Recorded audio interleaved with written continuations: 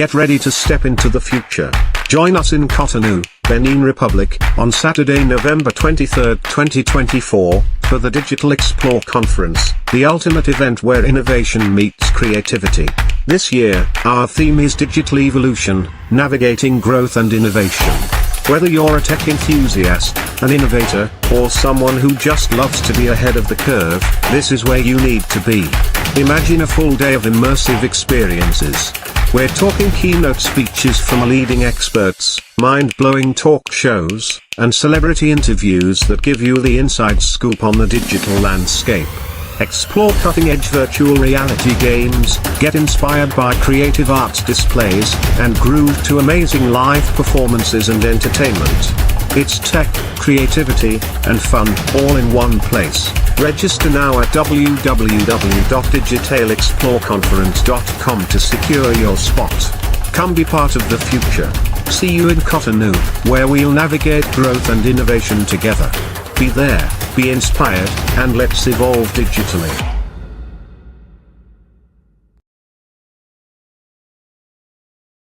He moves in speed,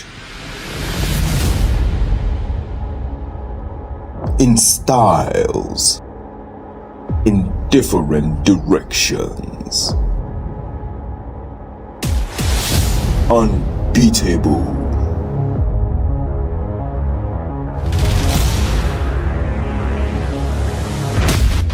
Because he attends Digital Explore Conference Benin 2024.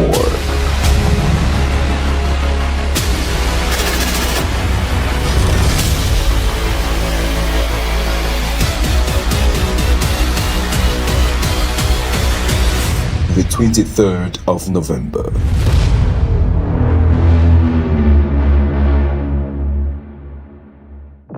He is.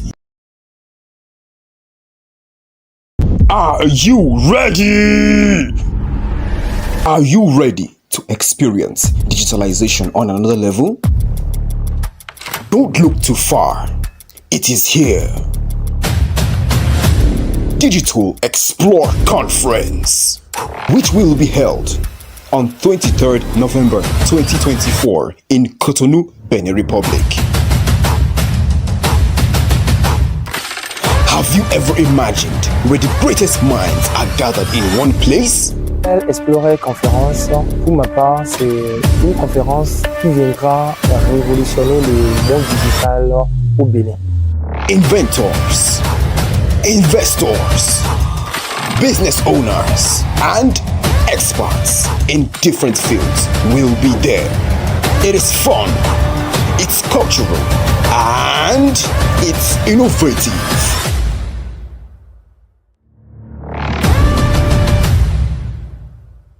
Expect seasoned and mind-blowing speakers, talk shows, live performances, panel discussions, art, games, fashion, and 1,500 attendees. This program is for students and digital enthusiasts, working professionals, and business owners. Come and learn how to use the digital space to build your business, services, and career. Will you be there? Register now. Je serai là. Hello guys, Digital Explore Conference 2024. You need to be there. Don't tell me you're not going to be there. I will be there. Digital Explore Conference 2024. I will be there. So go straight to our website now at www.digitalexploreconference.com and register. I can't wait to see you there. I can't wait to have you. So see you at Digital Explore Conference 2024. Peace. Great news, Benin Republic. My name is Dan, and I'm the team leader at Goje Media Agency, and I'm using this avenue to invite you for the Digital Explore Conference 2024, which is happening live here in Cotonou on the 23rd of November of this year. You can't afford to miss it. You can't afford not to be there. It's going to be massive. It's going to be explosive. We are having a lot of speakers from the US, from Nigeria, and we're also having participants from neighboring countries like Ghana, from Togo, from Nigeria as well. A lot of things are going to be happening there. A lot of investors are going to be present. A lot of business opportunities to be made, to network and do a lot of things. So go straight to our website now at www.digitalexploreconference.com and register. I can't wait to see you there. I can't wait to have you. So see you at Digital Explore Conference 2024.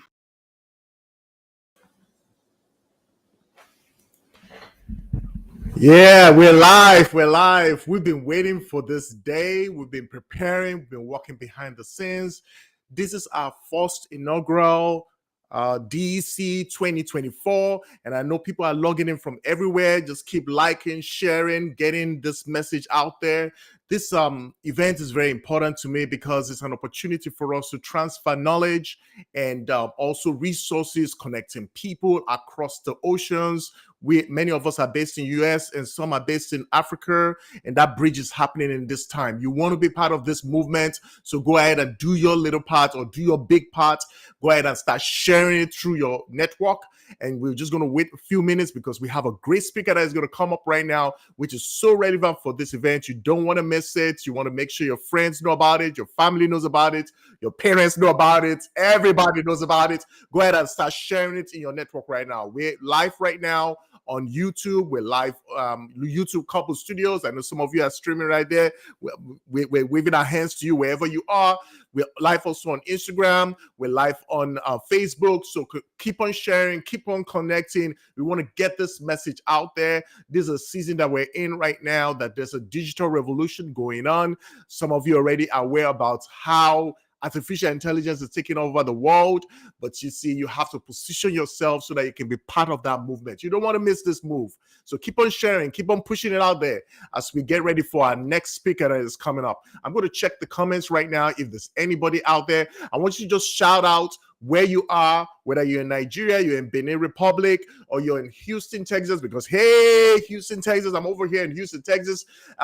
Maybe you're from Atlanta, wherever you are, I want you to just type it in the chat message. And as you're chatting it, mention somebody that you believe that will be blessed with this program that we're launching today, that you know they need a technical know-how. We have great speakers that are going to share some insights that you don't want to miss. So I'm going to look through the chat right now. We have all these windows open. So please go ahead and start sharing it in your network so we can get this out there. Awesome, awesome. So look what we have here now. Awesome. So it looks like all our streams is going fine. Yeah. And also, for you to connect with our speakers, you see at the bottom of the screen, I have the scrolling going by. So if you have any questions for the speaker, you can post that comment on social media and we'll find a way for us to respond to your questions. So we're going to give like 2 more minutes while we're getting this live. We have people logging in. We want to make sure that everybody is logged in while we get this. We don't want you to miss this. We don't want to miss this. Awesome, awesome, awesome. This is going to be great. I am so excited. I hope you are. Go ahead and share. That's share it, liking, loving, do everything you can do. Oh my God, this is awesome. Okay, let's see what we got. Yeah. People are awesome. You guys are awesome. Yeah, I see Babatunde here. Wow, Pastor Show, thank you for supporting. Thank you for all the people that are joining right now. This is so awesome. All right, let's keep it going. Keep sharing. So 60 more seconds and we're going to go live with our next speaker. Awesome. Let's see, just checking the chat right here so that if there's anybody that needs any help, looks like all our streams are good. If you're on any platform and it looks like the sound is not good, please just post there, sound not good, so that way we can fix that as soon as possible. Okay, so we are ready for the next speaker that is going to be coming up. And I'm just going to bring up his slide right now. Yeah, so you get to know a little bit about him. Now, this is kind of loading a little slow. I don't know why. Let's see what's going on. Loading. Oh, my goodness. This should load. Technology. Let's see. Okay, I'm going to try something different if this doesn't load, because I need you to know who's coming up and the topic that is coming up as well. Restream is acting funny. So let me try something different. Just give me 1 minute. This thing's, oh, look at it. It loaded. So we have the topic for today is going to be the art of leveraging and achieving digital transformation. We have Dr. Joybert is going to be joining us today. We're really excited to hear and take notes. Please bring out your notepad, write down. There's going to be a lot of nuggets. I talked with him before this event, and one of the things he told me was that he has a lot to share. So I know he's going to bring it concise for this, and you can easily connect with him afterwards. The experience he has, the people that is influenced, you just want to be part of what he's doing as well. So I'm going to bring up the next speaker, the first speaker, our first speaker. And let's do that right now. Da-da-da. Awesome. We have him right here. Dr. Jobert, it's so good to have you here. Thank you so much for having me. So good to be part of the virtual summit, and of course to connect, and of course to share, and also to learn. Yeah, he's based here in Texas too, as well, right? I know he travels sometimes to some places, but he's based in Texas, so it's so great to have you here. So I'm going to hand over the stage to you so they can take over from here. You can introduce yourself, tell them a little bit about yourself, and then go into your topic. Awesome. All right. Awesome. So good to be here, and of course, it's good to have everybody here. Thank you also so much for creating the time. You know, it is such a privilege to have people give you their time and their attention. And I always say that, you know, attention is the most powerful currency right now in this dispensation. So we honor you and we thank you for doing that. And of course, to the team organizing the virtual summit, which is like a big part of the Digital Explore conference that will be happening in Benin, in Cotonou. It's such a privilege that you guys, you know, found me worthy, found me competent enough to contribute on your platform, and of course to bring in my experience and my knowledge that can impact the audience. And I'll go straight to my session. I will not be introducing myself because kind of my experience and the work I do is being mixed into what I will be talking about. So in the process, what I'll be talking about, you will learn about me and the work that I do. So I will be talking on the art of leveraging, you know, the art of leverage in achieving digital transformation. And we are in a dispensation where digital transformation is not just a concept. It's not just a popular word or a popular phrase, but it has become a part and parcel of career, business, leadership, politics, economics, anything that you can think of right now. Digital transformation is part and parcel of it. Even dating, right? Even getting married. You know, I came across a research that was shared a couple of weeks ago, and you know, 30 years ago, the highest number of the highest place or location where people used to meet and get married was in high school and university. But 30 years after, the highest place where people meet and get married is on the internet. Instagram, Facebook, LinkedIn, TikTok, what have you, right? So digital transformation is affecting basically every single sector. And it is one of those skills, one of those areas when it comes to knowledge that it is not a nice to have, it becomes a must have. And that is why this conference is critical for everybody to be part and parcel of it. And I can guarantee you that in the next couple of minutes, what I will share with you, whether you're a student, a worker, an executive, an entrepreneur, a leader in whatever sector, what I will share with you can literally redefine the rest of your career in whatever that you do. So a couple of years ago, I had the privilege of being interviewed in a top global media space. And they were interviewing me based on my speaking experience across different countries. By God's grace, I've been privileged to travel 20 countries, 4 continents to speak, train, consult, and to coach with different people from different sectors. And this journalist asked me, how did you get here? And I said something that he actually laughed. I said, I stumbled on it. You know, I did not set out a couple of years ago to becoming a speaker, a trainer. I always found this. I'm a village boy, raised in a village, grew up in a village, and I came to a town for the first time when I was trying to get to do my secondary school studies. Unlike many people listening to me, you were born in the city, raised in the city, grew up in the city, and of course got a job in the city. But some of us were raised in a village where there is no electricity, there is no pipe-borne water, there are no roads. We see a car once a month, or sometimes once in 2 months, right? So, but I told this journalist that I stumbled on public speaking. I didn't know that I would travel the world to speak, train, consult, and do what I do. And how did that came about? The backstory is on the art of leverage when it comes to digital transformation. So at that time, in a small town in the northwest region of Cameroon known as Kombo, it's a semi-urban area, a semi-urban town at that time, a couple of years ago. Electricity was being rationed.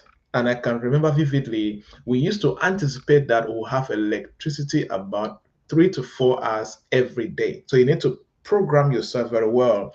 And at that time, internet was very, very minimal. I'm talking about the bandwidth, the strength of it, unlike now where some people may have, 230 megabytes per second. At that time, when we have 15 kilobytes per second, we are very excited that internet is so good. So to give you perspective, to get a video, a 30 minutes video uploaded on the internet on YouTube at the time would take about 2 days. I'm literally telling you the truth, right? So, and at that time, I started a training center known as the Center for Entrepreneurship, Leadership, and Business Management Development. And the goal was to provide a platform in my community where I would train young people on employability skills and enterprise development skills. And we started this training in our community. And later on, because of Facebook, I would share the things that we're doing in our community.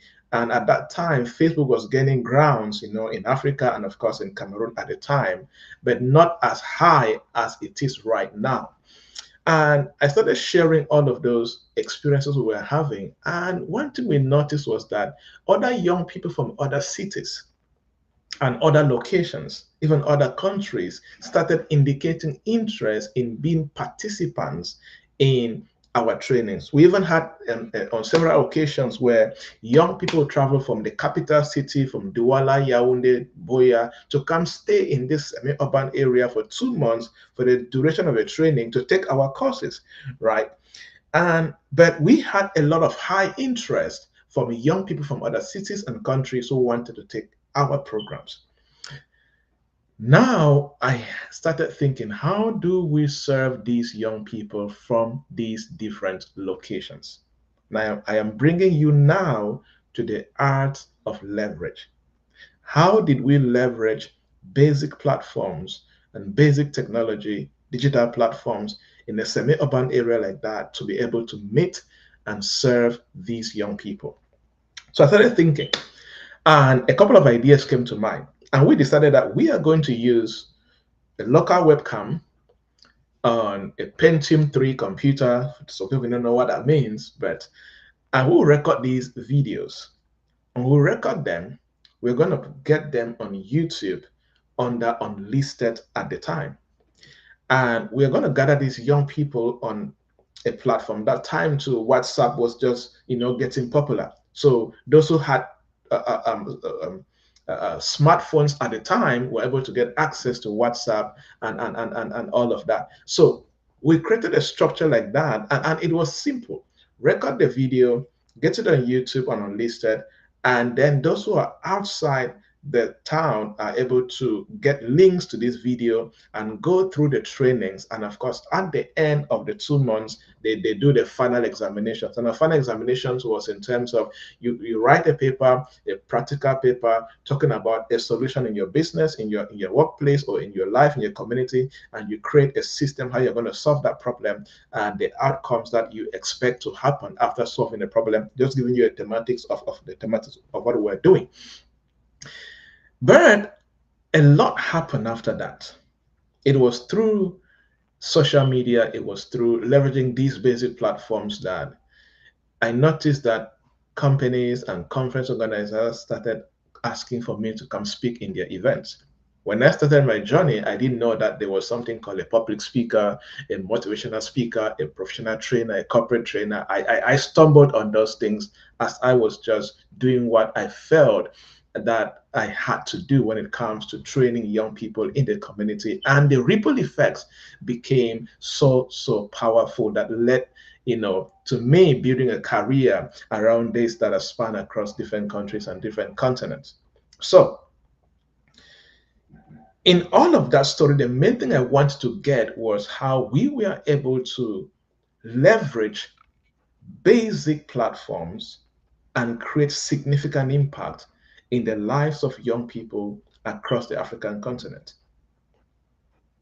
And when I started looking back at my story and the process we went through, I was able to document a couple of core skills and core pillars that if you are a student, if you are a worker, you are a professional, you are in a place where you really want to go further in what you do when it comes to leveraging digital platforms and technology to transform what you do.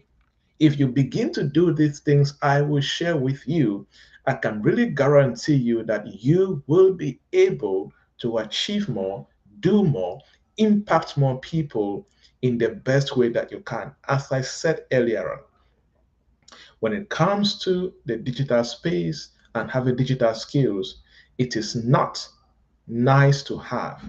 All of these have become a must have.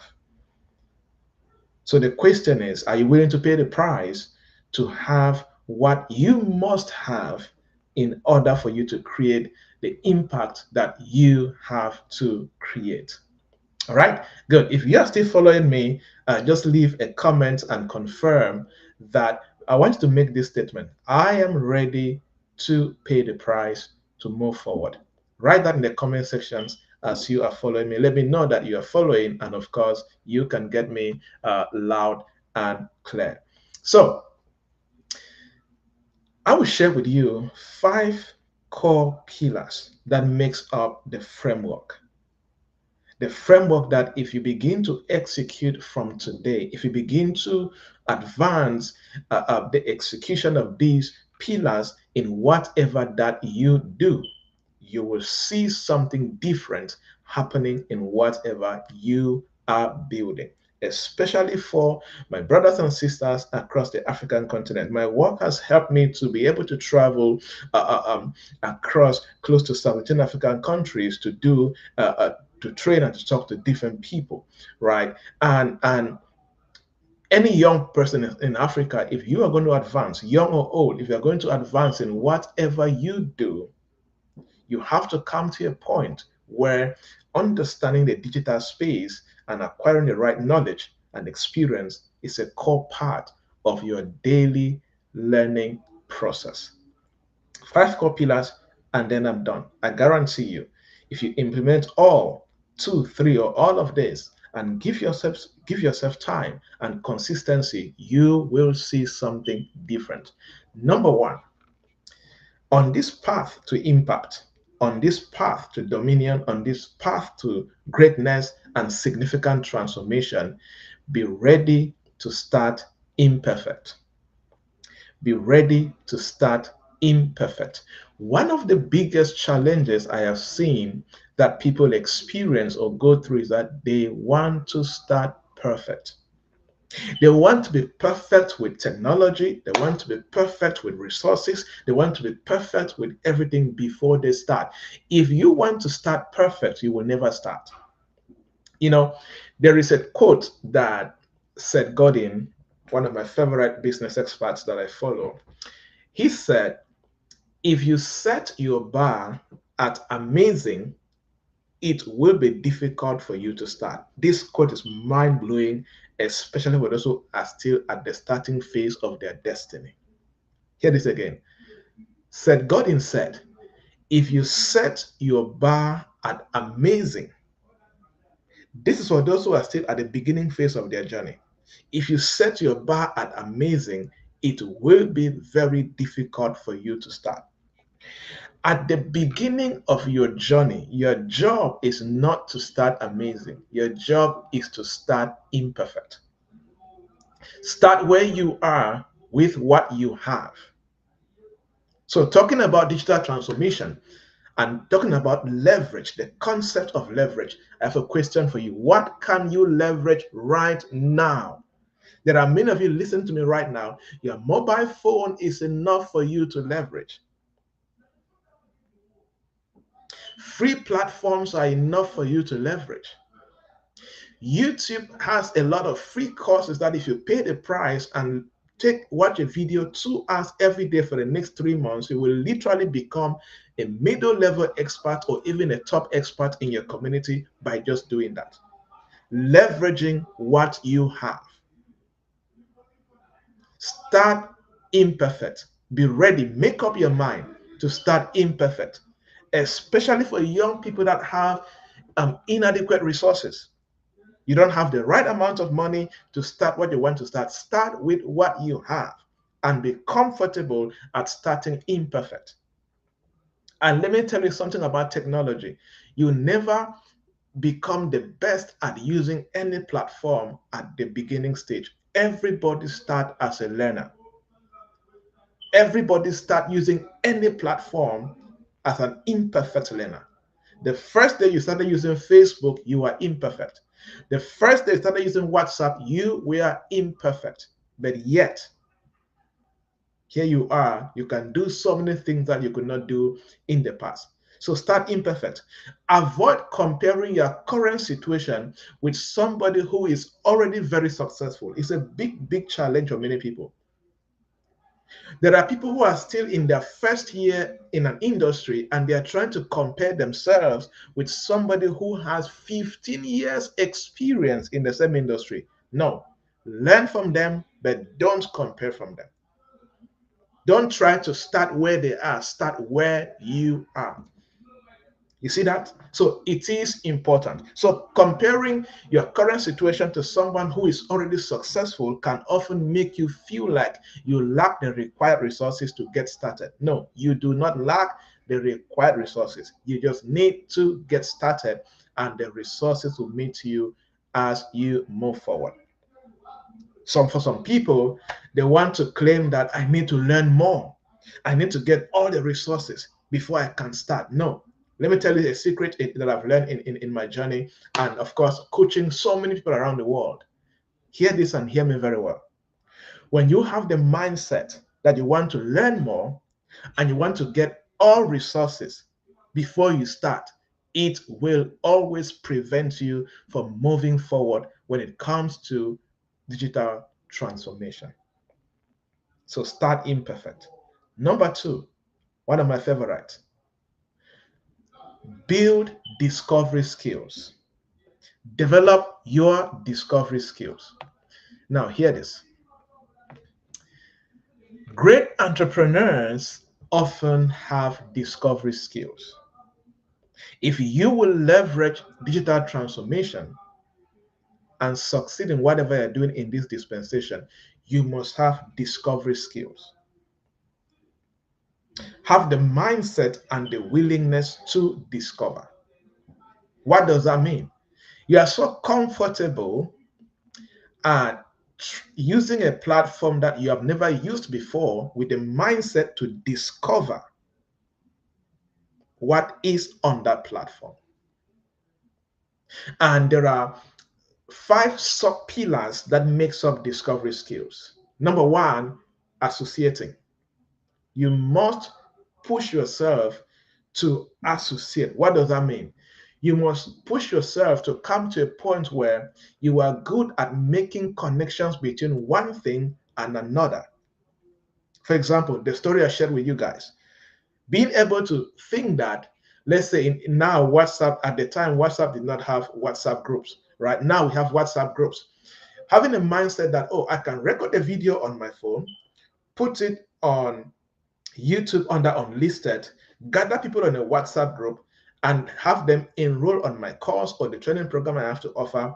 And I share one video a day on that group and people watch and they answer questions and all of that, right? That is the number 1 pillar under discovery skills. Your ability to make connections between one thing and another. It is called associating. The second pillar is questioning. People who have discovery skills question a lot. They question a lot. Ask questions. When you see somebody doing something in your industry or with a platform that you need to know, question. How did they do that? Number 3, observation. The third pillar under discovery skills is observation. Be very good at observing. See, many people look but do not see. Many people are able to look, but they cannot see. I always say that if many people can really see in this dispensation, everybody will have a lot of opportunities. Opportunities are available for those who see, not for those who look. People who look hardly see opportunities, but people who see, who perceive, who pay the price to look deeper and see something will always see opportunities in every situation. So observe, look, and make sure you see. Number 4, one of my favorite under the pillars is experimenting. Be comfortable at experimenting. And as I said earlier on, nobody start on the path of digital technology or digital platforms being perfect. Every new year, every 6 months, there's a new software coming out, a new platform, a new tool, something new is coming out. Everybody approaches a platform experimenting. You cannot tell me that the first day that you made up your mind to use WhatsApp or Facebook or Instagram or LinkedIn or YouTube, you knew what to do. Even if you read how to, you were experimenting the first time. It is the same skill and mindset you have to maintain for you to leverage digital transformation. And lastly, networking. Push yourself to network. Network with other experts and other experienced people, right? Are we good? Good. Number 3, the third pillar that you need to master and build for you to really use leverage in your journey to digital transformation. I call it fluency of ideas. Fluency of ideas. Now, fluency of ideas is a concept I've been writing about like in the last 4 years. And fluency of ideas is the ability to,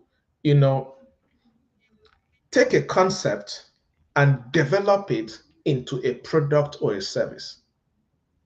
In other words, this involves transforming ideas into tangible outcomes. You have an idea, you train yourself, or you go through the process of intentionally transforming that idea into a tangible outcome that somebody can see it and desire to consume that value. Fluency of ideas. Because products and services or final outcomes are not made up by one idea. They're a combination of different ideas that you bring them together to now create an outcome or a product. So if you will use leverage to achieve digital transformation, you must be good at fluency of ideas, because you will not achieve digital transformation in your career and in your business with one idea. You will need to combine a couple of ideas to create an outcome in this journey. So if you're an entrepreneur and you're thinking of how to sit in Benin, in Cotonou, or in Nigeria, in Onitsha, in Lagos, wherever you are, and you want to get your services across all continents as much as possible, one of the most important skills that you need is the fluency of ideas. What kind of ideas do you need to bring together in a very intentional manner to develop those ideas into a tangible, significant product that when somebody hears about it or when they see it, they will understand, oh, this value is critical for me. For example, somebody right now is sitting in his or her room right now, listening to this training or this teaching right now.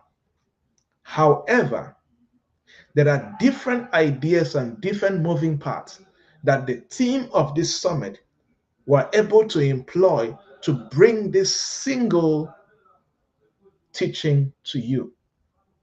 There are many other speakers, but concerning me, we had an email first, had the meetings, had a couple of follow-up emails, this and that, different moving parts.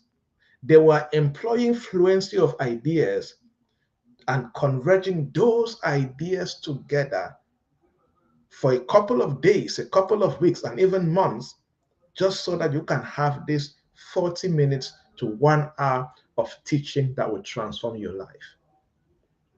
So you see, a 40 minutes product can take you 4 weeks of employing fluency of ideas to create that 40 minutes product. It's one of the most critical skills in this dispensation. Because, you know, several years ago, it used to be so hard to do several things with technology. But now, for example, there are several AI platforms that if you want to build a website, just write your mission, vision, description of your product, put on that AI platform. It's going to build a website for you. We're getting into a dispensation where technical skills are losing value and soft skills like fluency of ideas are becoming more powerful.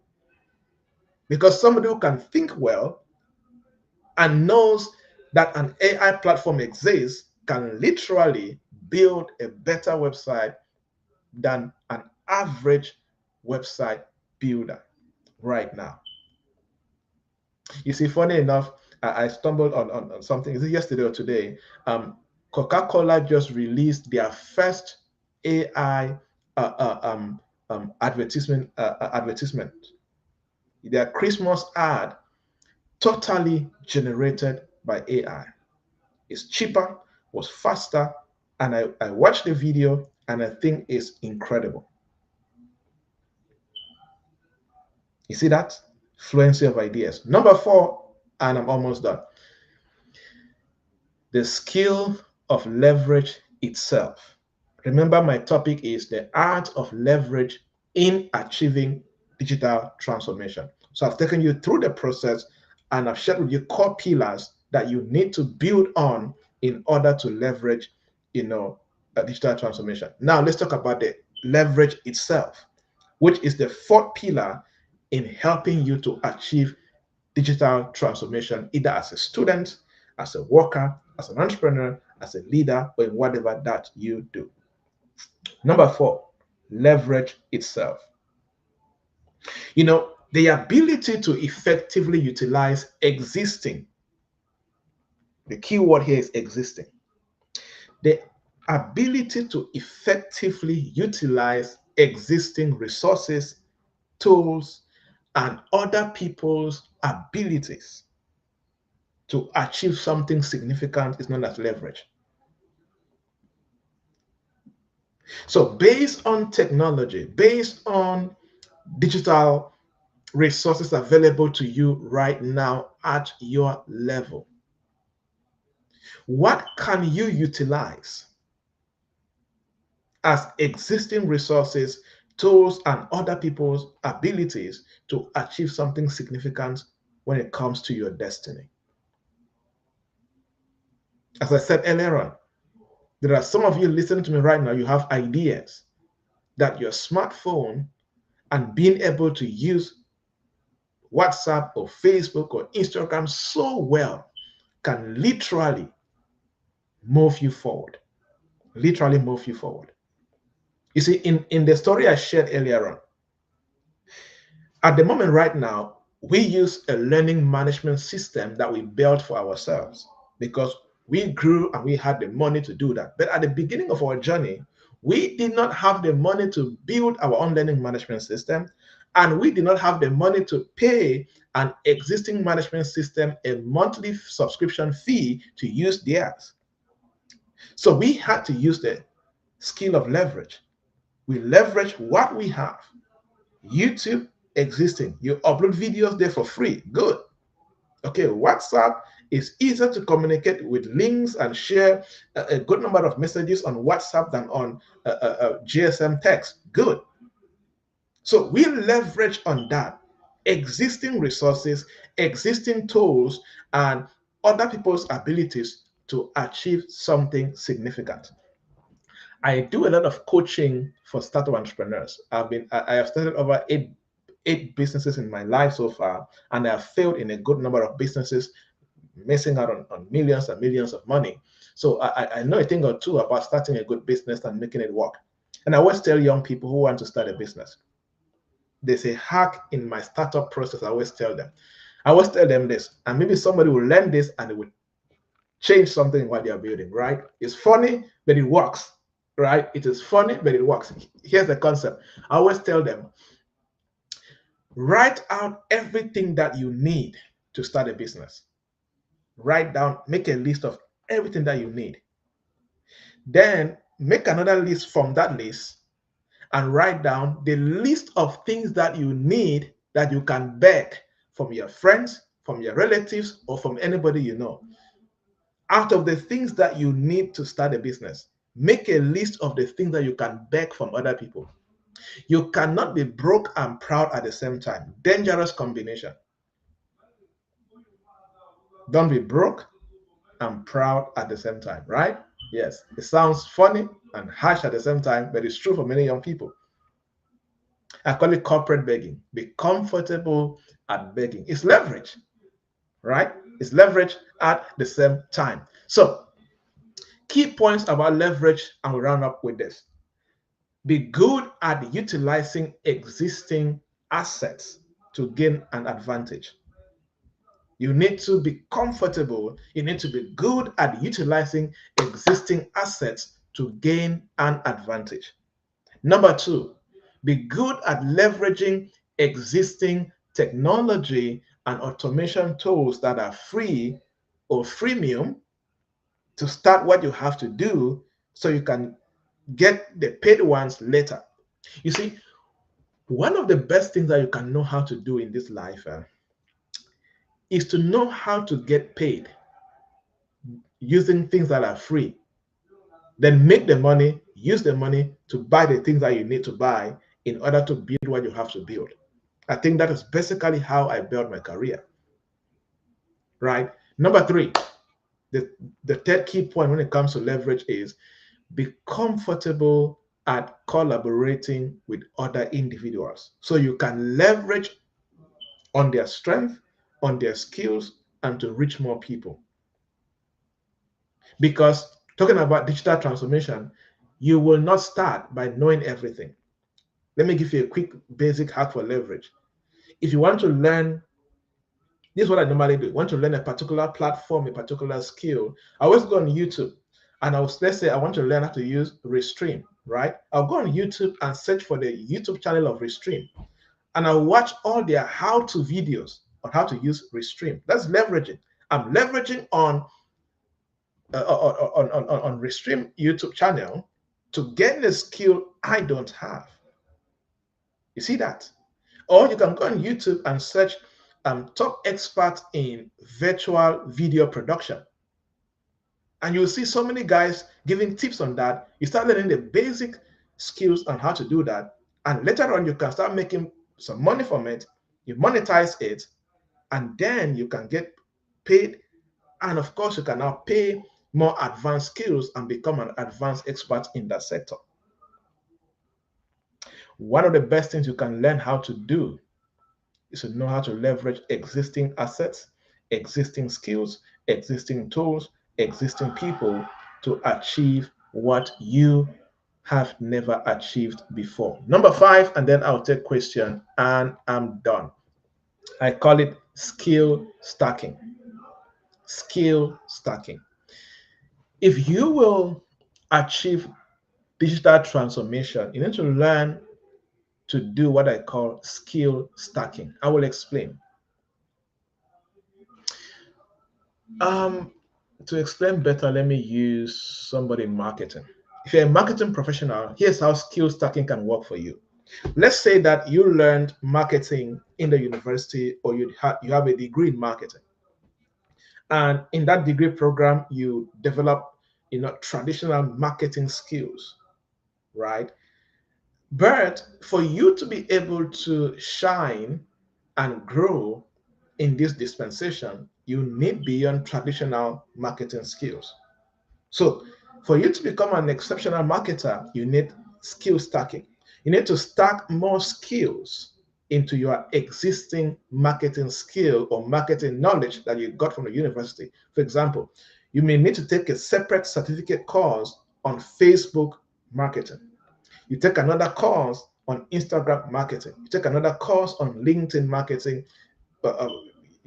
YouTube marketing, all of these, that is skill stacking. You are stacking relevant skills around your sector so you can become among the top 10% or top 1% or top 20% in what you do as an expert. So in digital transformation, you need skill stacking. What are those core digital skills that you need to stack to your existing skill that can help you to achieve digital transformation? You cannot achieve digital transformation with limited skills.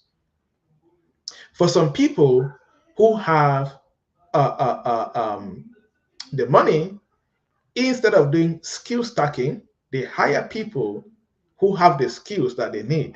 But before you can get to the place of hiring those skills, you will definitely need to pay the price of skill stacking. Right? So those are the 5 things, 5 core pillars that I know that if you do them, you execute them, you implement them, something different will happen in your journey. The question is, what will you do with what you have learned today? I always fondly say that hope without action is dead. Knowledge is not power, it is knowledge exceptionally executed that produces significant results. That is power. I believe that you are transformed, you are impacted, you picked up something that will literally change the face of your career and the face of your business or whatever that you're doing, and you will definitely produce better results and of course, create more impact after today. Thank you so much for paying attention. Thank you for giving me your attention and of course your time to exchange with you, and of course looking forward to your questions if there are any. If not, I do have a YouTube channel where I share a lot of these deep insights in more details and longer videos. I have almost close to 1,000 videos, and I just train on my videos. I don't do entertainment, I just train, right? So you can find them there, and you can just search Dr. Joybert Javnan, you will see it, and every other thing you find it on that channel. And I have books, 4 or 5 books on Amazon. You can check them out. Hopefully they will help you in whatever you are building. Thank you again so much to the team at the Virtual Summit for the privilege to share with you guys. And of course, funny enough, I have never been to Cotonou. I've traveled across Africa so much. I've never been to Cotonou, and I've always wanted to go there. Hopefully someday, not today, of course, not this summit, but maybe another summit, I will be on ground in Cotonou to speak on ground, and of course network with. I have friends from there, business friends, but it will be so good to be there on ground, to share with the people there. Thank you again so much, and I'm open for your questions. Yeah, thank you so much, Dr. Joybert. That was really good. I hope people were taking notes. We're going to use this time to actually talk and just have a short live discussion about some of your values. And while we're doing that, if you have any questions, just go ahead and post it in the comments, and one of the moderators will actually get that information to me so that we can actually get that question to Dr. Joybert. So this is a very interesting topic you've talked about, and I believe strongly that it's so relevant for this time, and people shouldn't take it lightly. When AI was emerging, and AI has been around for a while, honestly, but when it became the generative AI and it became more public with OpenAI, I jumped on it immediately because I don't want to miss out on the boats. There have been many boats that have passed by that I saw them passing by and I missed that boat. This one, I ain't missing it. I want to leverage on it. But I want you to just, the first thing I want you to do first is I want you to just list those topics again, the steps again. Just list them, just steps. Go through it real quick. So that people that missed it, maybe they were in the stream midway, they missed the steps, they can actually catch it down and write it down, and they can always go scrub the video later on and find out a little bit more about what you talked about. So just go through those steps real quick. Mhm. Yeah. So as I said, for you to be able to achieve digital transformation, banking on the skill of leverage, you will need to be comfortable at starting, being imperfect, be ready to be imperfect at the starting phase. Number two, build discovery skills. And number three, be good at fluency of ideas. And of course, number four, skill of leverage itself. And number five, practice skill stacking as you go on. Awesome, awesome. You talked about something that is so dear to my heart, and it's about ideation. When you come up with ideas and turn it into a product. I think that was very beautiful. There's a group that was part of some years back called, they said, productizing. And so it's taking your service and turning it into a product, because that's Exactly. something that can actually easily scale. Mhm. I want you to share some of the challenges you faced when you were trying to prototype your service. Could you just share a little insight into some of the road bumps, maybe things that you had to go through to actually get it to the finish point? Yeah. Um, I think the first thing that I really faced at the time was, it was something I was doing for the first time. And, the kind of, when you're a visionary, there are things that you have the concept in your mind and you're trying to figure out how to bring it on paper and how to build it. So since it was the first time of me doing that, and of course, not being in a location or in a place where I can easily access mentors or guidance and of course, knowledge, the knowledge economy just expanded so much in the last 5 years, especially in the African setting. So at the time, it was not so robust as it is right now. But not having the roadmap to follow or the blueprint to follow or the mentors to work with or the community that you can learn from was a challenge. Number two, having people to understand, because you are disrupting an existing culture, you are disrupting or you're introducing something that people are not used to, and being able to compel and to convince and to know to make them understand the value of bringing to the table is definitely a challenge. And of course, consistency and you believing and having that conviction that, look, this is it, it's going to work, it can transform you, was definitely another challenge that we faced. And of course, the third, I would likely say, which is also part of business, is that challenge where at some point you begin to wonder, how far will this go? Because I know, you're wondering, does this have a future, right?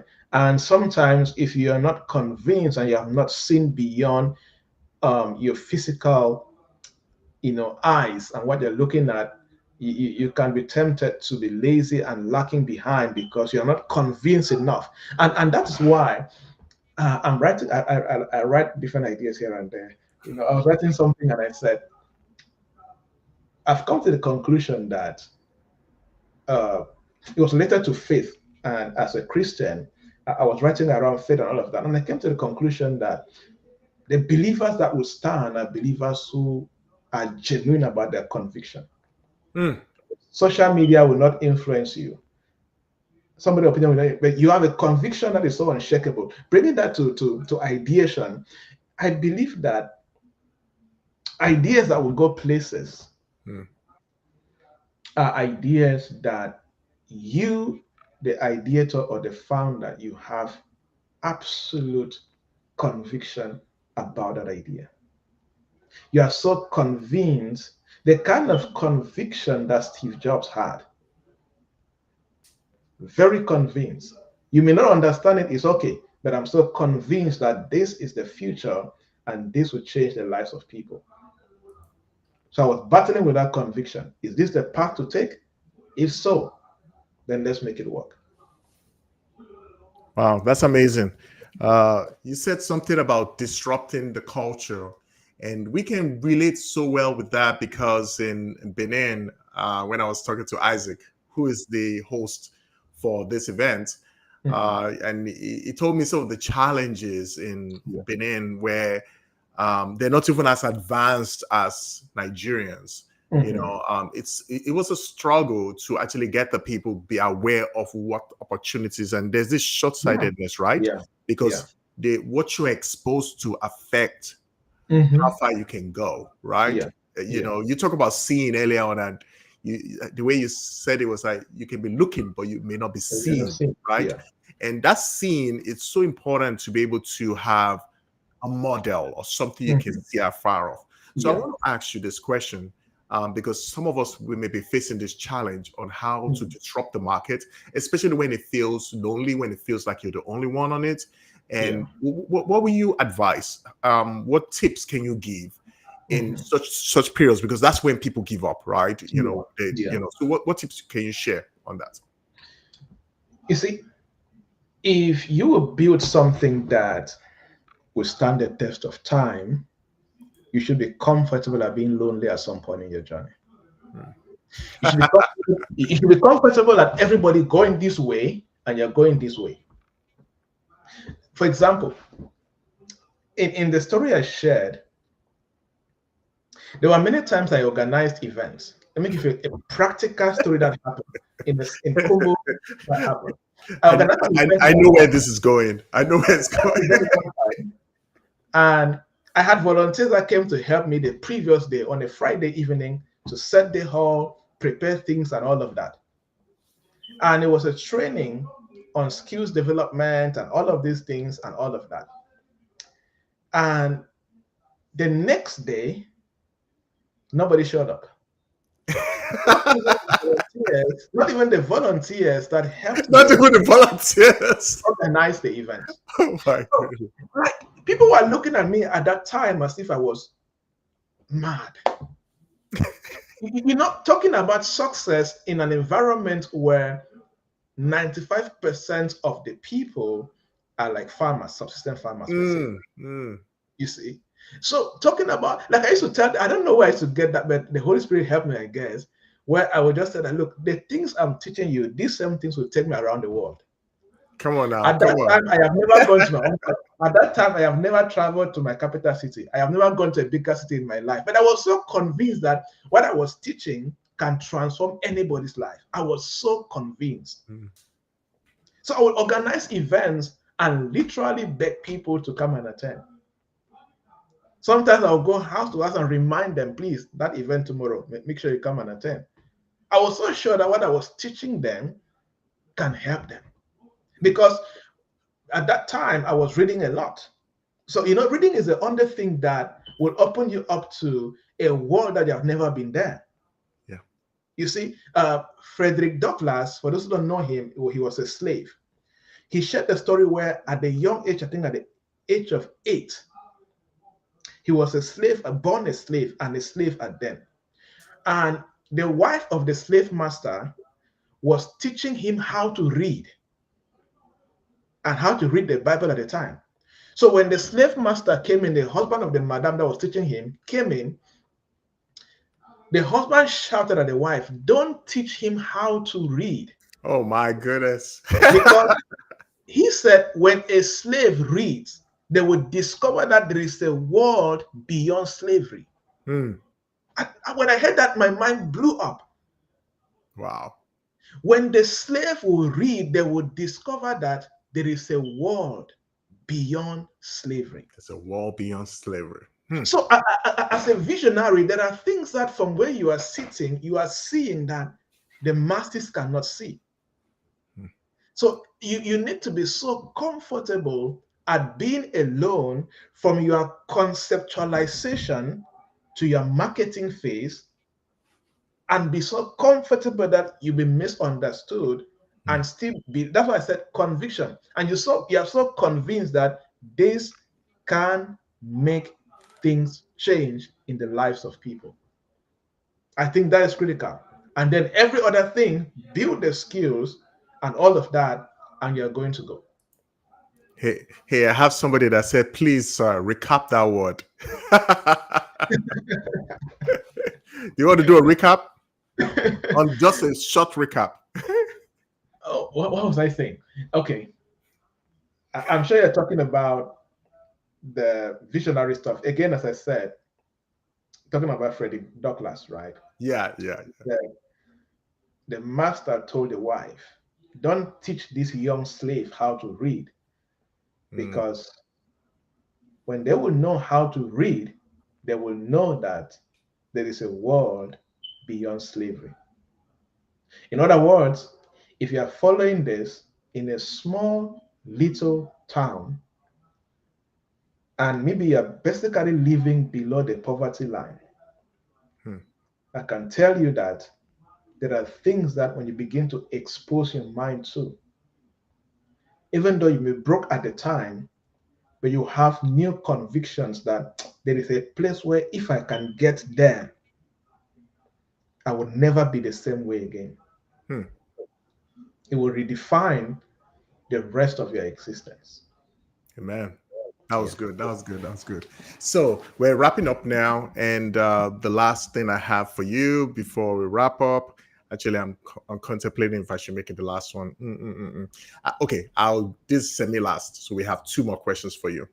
The next one will be failing. What's your perspective on failing?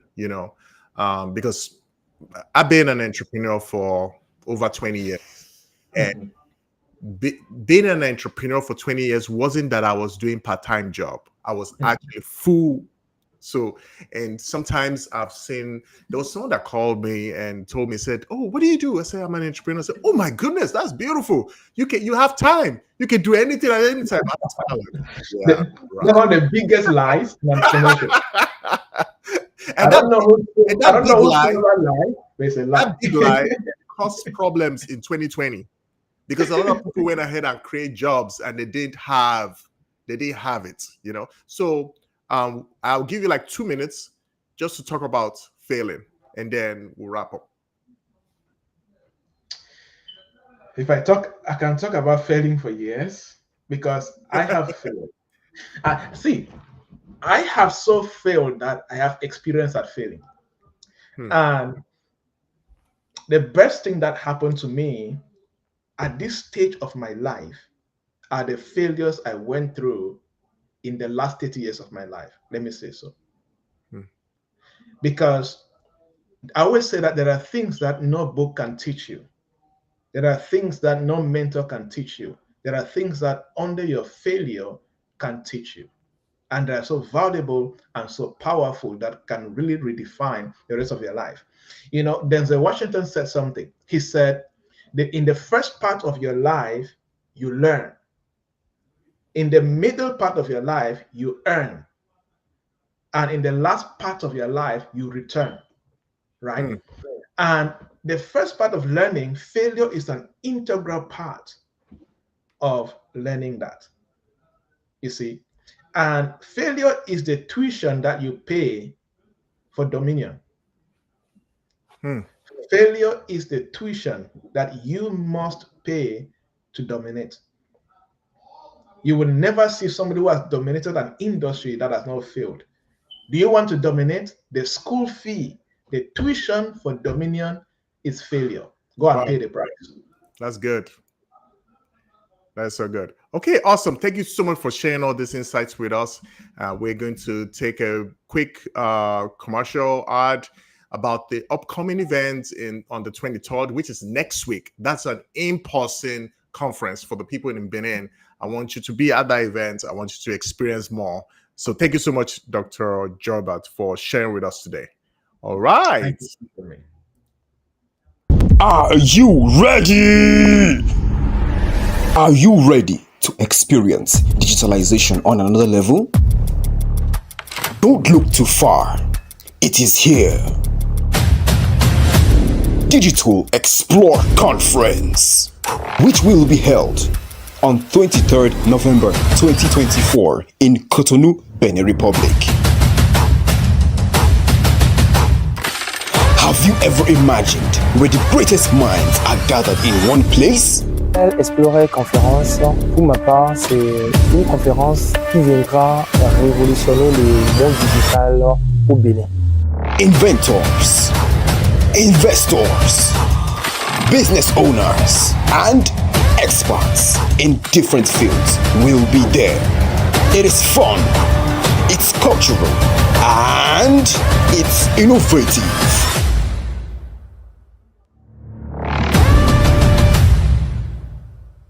Expect seasoned and mind-blowing speakers,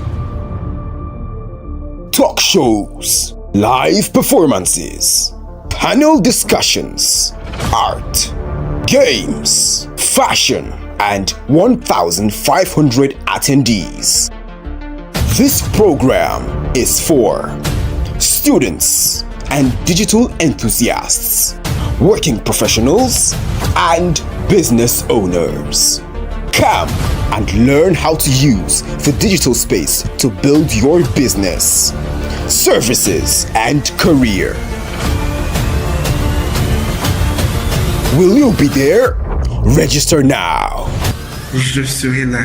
Hello guys, Digital Expert Conference 2024. You need to be there. Don't tell me you're not going to be there. I will be there.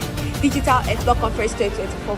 I will be there. So go straight to our website now at www.digitalexploreconference.com and register. I can't wait to see you there. I can't wait to have you. So see you at Digital Explore Conference 2024. Peace. All right. So we have our next guest speaker coming up. His name is Uncle KM. And I believe he's ready to come on now. So we're going to add him right now. So let's just get him up.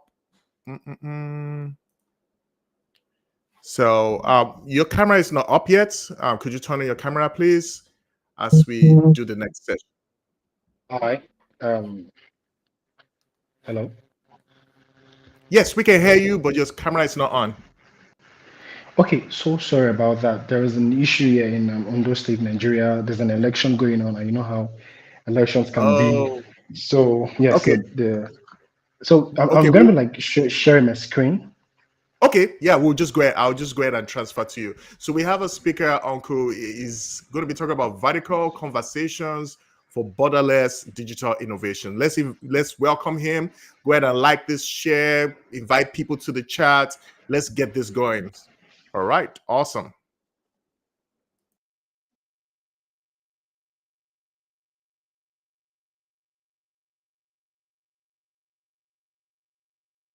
Okay. Thank you very much. I listened to the previous speaker, and I must say I was very, very wowed. He sounded very, very seasoned at what he was presenting. And thank you so much, the co-hosts. I mean, when I saw you listen to the quality of your words, I knew that this was the very right place for us to be. Thank you so much. Thank you so much for organizing this conference. All right, so I'm going to be going straight to the point, and the topic is vertical conversations for borderless digital innovations. And I don't think it's necessary to introduce myself, but okay, for those that don't know me, my name is Robert Abimbola Israel, and I am the founder of a social media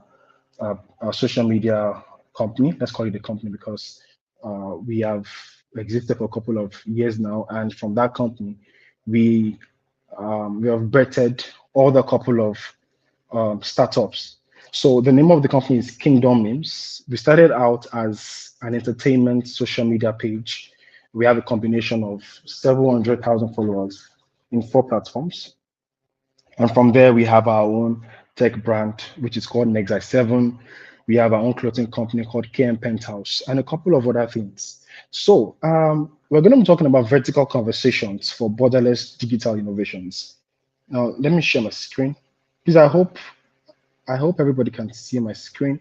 Let me be sure about that. Let me be sure about that. From the comment section, please. I'm very, very sure if you can hear if you can see my screen rather. All right, thank you very much. So vertical conversations simply means the summation of discussions and researches that exist at a higher and deeper level. One of the things I want to explain to you is that you cannot sufficiently see things at a very limited standpoint. All right. Okay. Yes. So you cannot sufficiently see things at a very limited standpoint. You see things at a greater scope and a different perspective when you are existing at an height. There is a way that your perspective changes. There is a way that your sight changes when you are at an height. So at that height means that there are certain levels of existence, certain levels of planes, certain levels of perspective that you must begin to adhere to. What I mean by that is this: you cannot tell me that you want to experience digital innovation or you want to experience a borderless form of innovation if all you consume is trash. All right. There is a level of sight, there is a level of insight that you absorb in yourself when there's a level of sight and a level of insight you absorb in yourself when the existence, the planes of your mind are at a very heightened level. So what I mean by that is this: by vertical conversations, I mean you must learn to engage your mind. You must learn to engage your speech. You must learn to interact with conversations that go upward. Vertical means upward. So you cannot spend time talking at a very base level. You cannot spend time talking or having discussions that don't transcend anywhere. So that is why I judge. I know people tell you don't judge a book by its cover, but I judge people that spend their time wasting their time on just social media, when the only thing they do is to gist and they don't have a traction. They don't set goals for themselves. They don't have a trajectory for their life. So vertical conversations mean that you need to start identifying what are the vertical conversations and the vertical interactions that you want to start having for yourself. What are your goals? Are you with me? Now, by vertical conversations, it means that you want to have interactions and discussions and researches that go upward. There is a difference between a man that stays at a bungalow and a man that lives at a skyscraper. A man that lives at a skyscraper will see things at a very broader level because there is a larger horizon, there is a wider sight. All right. So, by vertical conversations, there are certain mediums. There are certain mediums that lead you there. So that's why you see that there is always a difference with any man or woman that they have structured their lives around things that go upward. You see them invest in books. You see them invest in certain level of depth. And that is why I've noticed that there is always a difference between I'm sorry to say, but there is always a difference between a Nigerian graduate and a graduate that goes to Harvard or all the well-known Ivy Towers or Ivy Leagues rather. Are you with me? So you must understand how to structure your life around vertical conversations, around vertical discussions. Enough of base level knowledge, enough of base level wisdom. There is an height you must ascend to. And what is the medium? What is the pathway to vertical conversations? The first thing I'll talk about is your proximity to materials of a seasoned expert in a field, either textual, visual, or audio. This means that what is your nearness to a seasoned speaker or to a seasoned expert in the field? You are into graphic design, you are into coding, you are into robotics, you are into artificial intelligence. Have you noted mark the word seasoned? There's a reason why I capitalized the word seasoned here.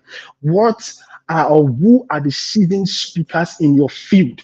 Who are those that have attained an height? And seasoned means that these people understand the game.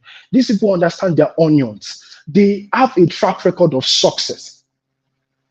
They have shown it by blood and sweat that they understand what they are doing. Even if you don't have the money to pay for their courses, hang around their materials.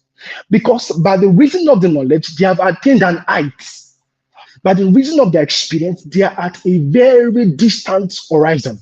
By the reason of the years of experience, they are existing at a very vertical standpoint. So, vertical conversations with people that are seasoned in this space gives you a knowledge because you are gaining from their bank of wisdom.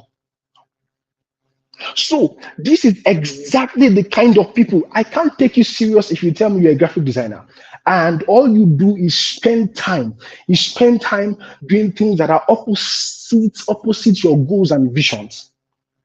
So I understand that it takes a lot of finance to be around seasoned speakers or seasoned experts in their fields, but hang around their social media page. Because even if you don't have the money to pay for their, let's say for their classes, you don't have the finance to pay for the master classes, that they would at least hang around their social media pages, hang around their YouTube pages. Because in doing this, you are gleaning from them. They are speaking from an height. They are speaking from the mountaintop. So there is a wisdom. There is something they are seeing that you are not seeing. So you must ensure that you engage these people and you are around them. Don't forget, I said vertical conversations are what? Is a summation of every interaction, discussion, or research that goes upward. Now, the second thing I want to talk about is vertical conversation. One of the mediums to enter into vertical conversations is that you must go into depth in personal research. Depth is very important. You cannot be vertical, especially if you want to be in tech, especially if you're a digital person. Everybody is doing almost everything you're doing. For Christ's sake, currently now, even if you're a copywriter, I kind of pity copywriters right now, except that you are extremely good at what you do, because artificial intelligence is taking their jobs. Artificial intelligence is taking almost every copywriter's job, because as long as you have a very good AI prompt, if you have a very good AI prompt, they can use AI to write good copies. So what should you do, or what should be your standpoint if you're into copywriting, graphic design, or whatever digital job or digital venture that you want to go into? You must understand that you must do a very deep research. There must be depth in research. There must be depth, because depth goes downward.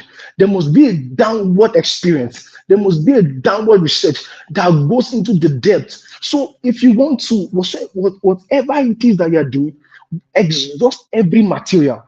There is something I was teaching some people, and I said, research.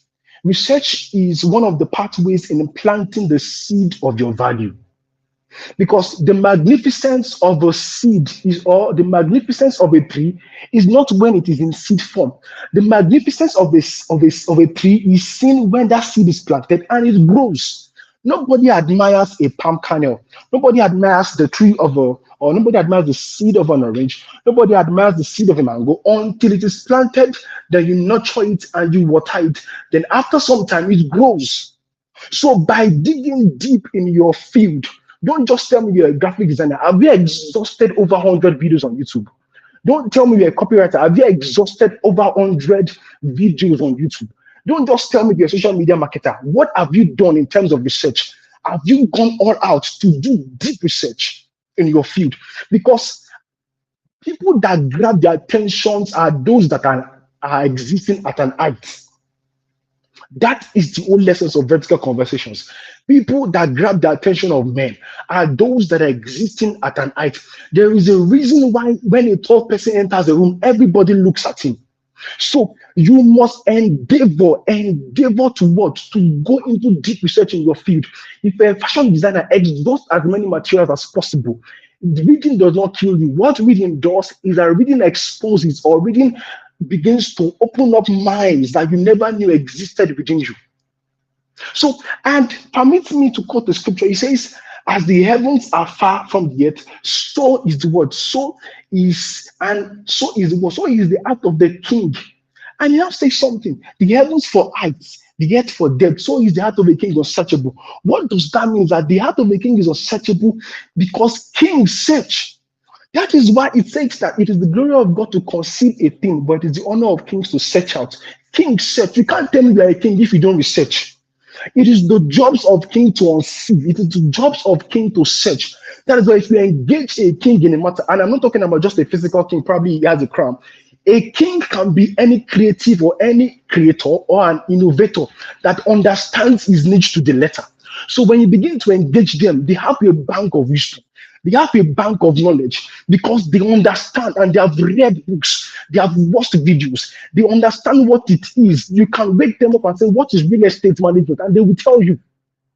So things are known because they have gone so far in their field. They have an existing wisdom by the virtue of the research they have done. Now, the number 3 thing I want to talk to you about vertical conversation is what? Connection to an otherworldly experience. Holy Spirit, help me with this. Okay, first of all, before I say something, do you know that Google, the idea for Google was from dreams? Larry Page got the idea of Google from his dreams. Do you also know that the idea for the sewing machine was downloaded in code, was downloaded from his dreams? What am I trying to tell you? It now seems to me as though innovation, creativity has some form of otherworldly experience attached to it.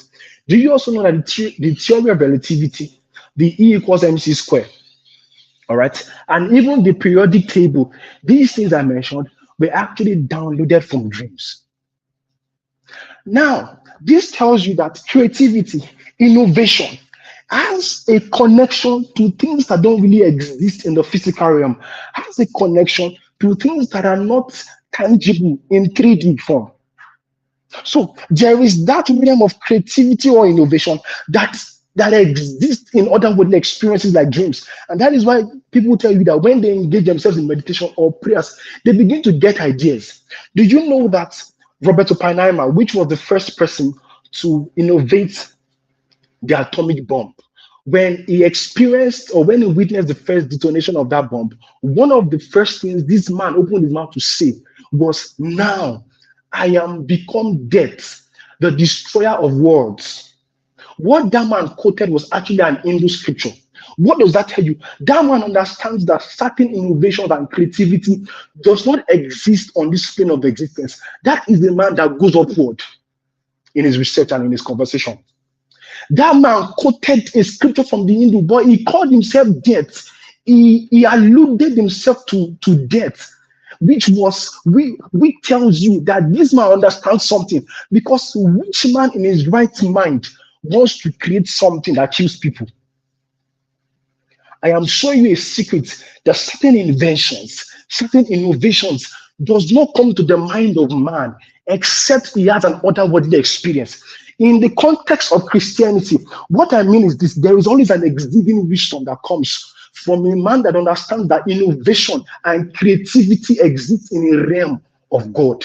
You see, people may call themselves atheists, but do you know that Elon Musk, one time, I was watching his video and they asked him that how does he have all these creativity, innovations? And he said he has all this kind of creativity because he has achieved a superhuman consciousness.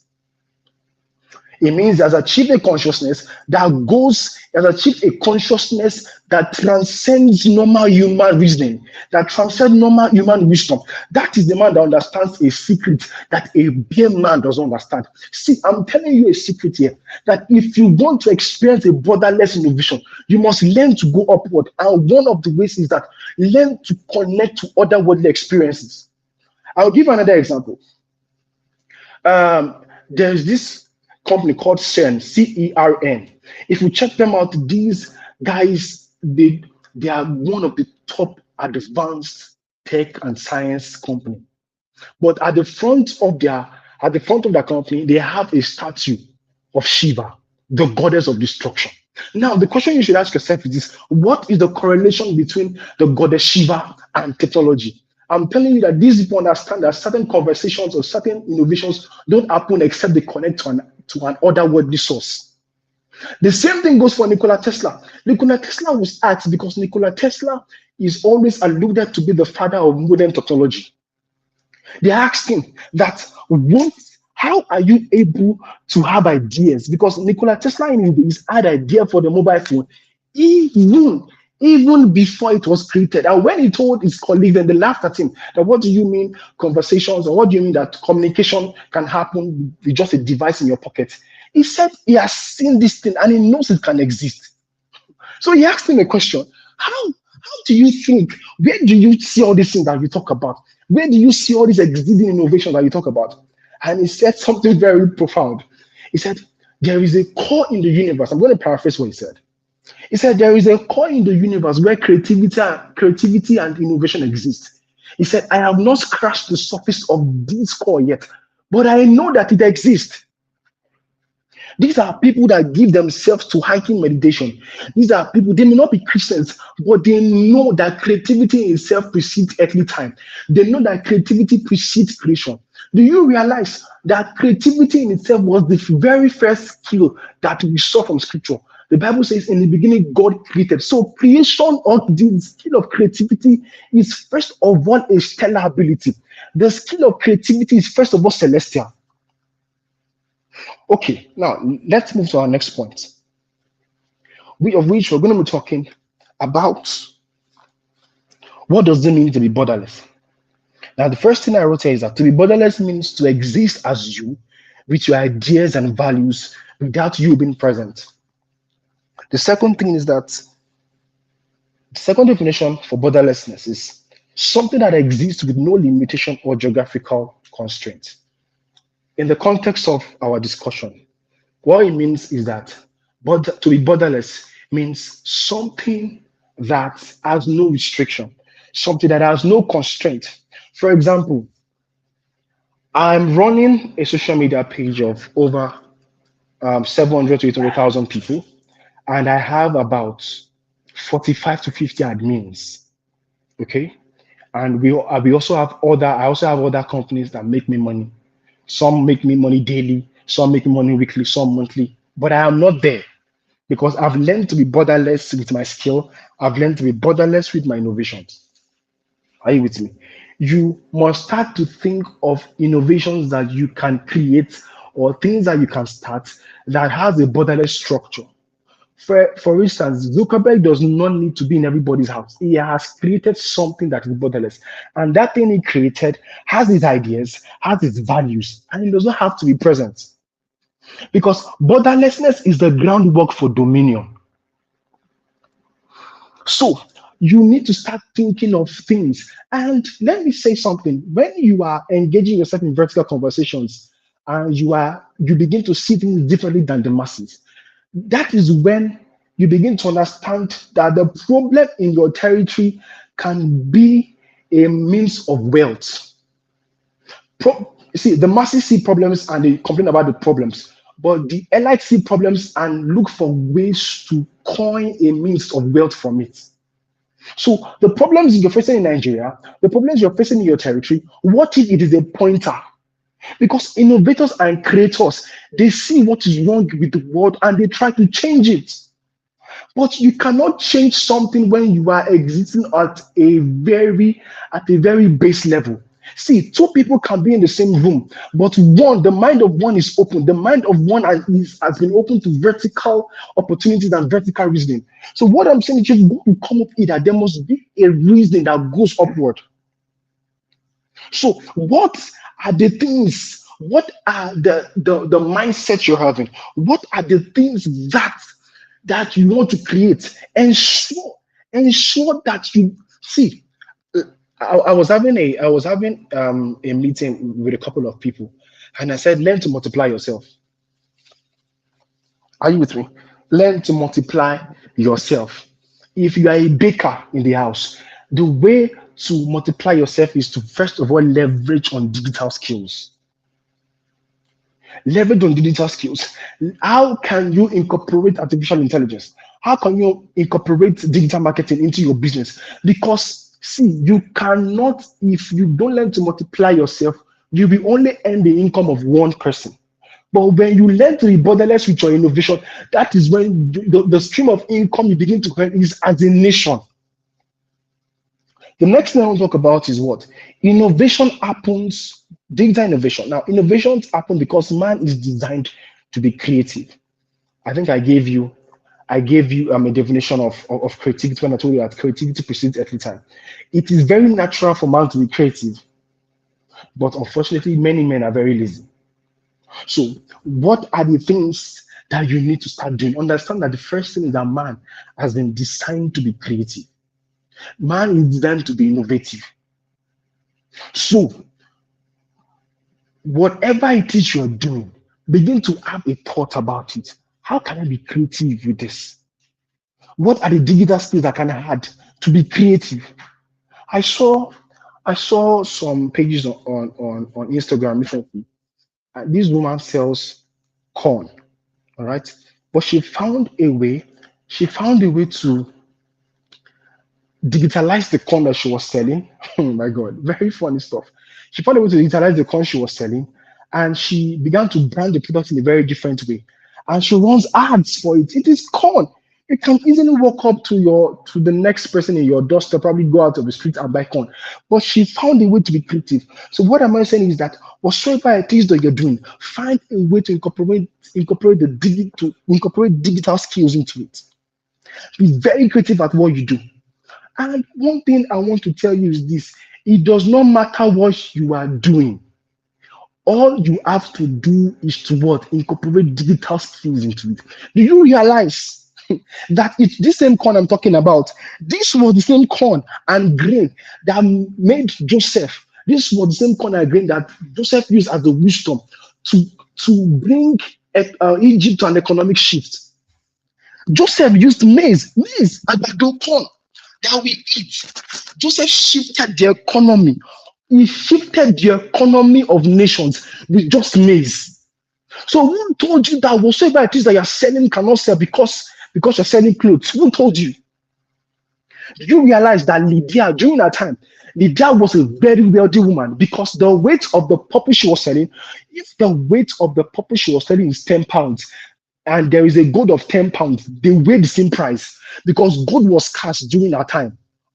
Because purple was scarce. The kind of purple she was selling was scarce during that time. So she was rich in gold, not just purple. She was a wealthy woman. So I'm saying it does not matter what you are doing. What you are doing can be a tool. What you are doing can be a shift for a territory. What you are doing can amass you wealth. All you need to do is to understand the times, the epoch that you're living in. You are living in times where digitalization has taken over. This is a period for digital innovation. So it does not matter if you're selling Gary. What are the ways that you can digitalize your product and sell? Do you understand? That's it. Many times we relegate the importance of companies, probably because we're in Nigeria, so we don't really understand.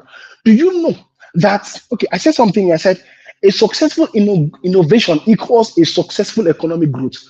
Do you realize that countries are not just powerful in themselves? Oh, okay, US is powerful.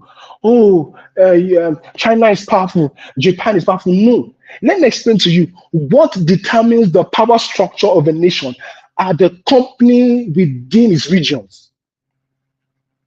These are wisdom of thrones. This is why companies buy more companies. This is why CEOs buy more companies, because they are not buying companies, they are buying power. Whatsoever it is in your hand can be a power that can shift Nigeria. I was listening to Elon Musk one time, and he said that he paid $10 billion to the US in tax. That is why countries are powerful. It is the companies within a territory that shapes and shifts the economic structure and the economic power. No company, show me a powerful country, I will show you the powerful companies within its borders. I hope you are following me. So the thing in your hand can be a power structure. Whatsoever it is you are selling, whatsoever it is that you are doing, can be the next power structure, can be the next power company that will shift Nigeria.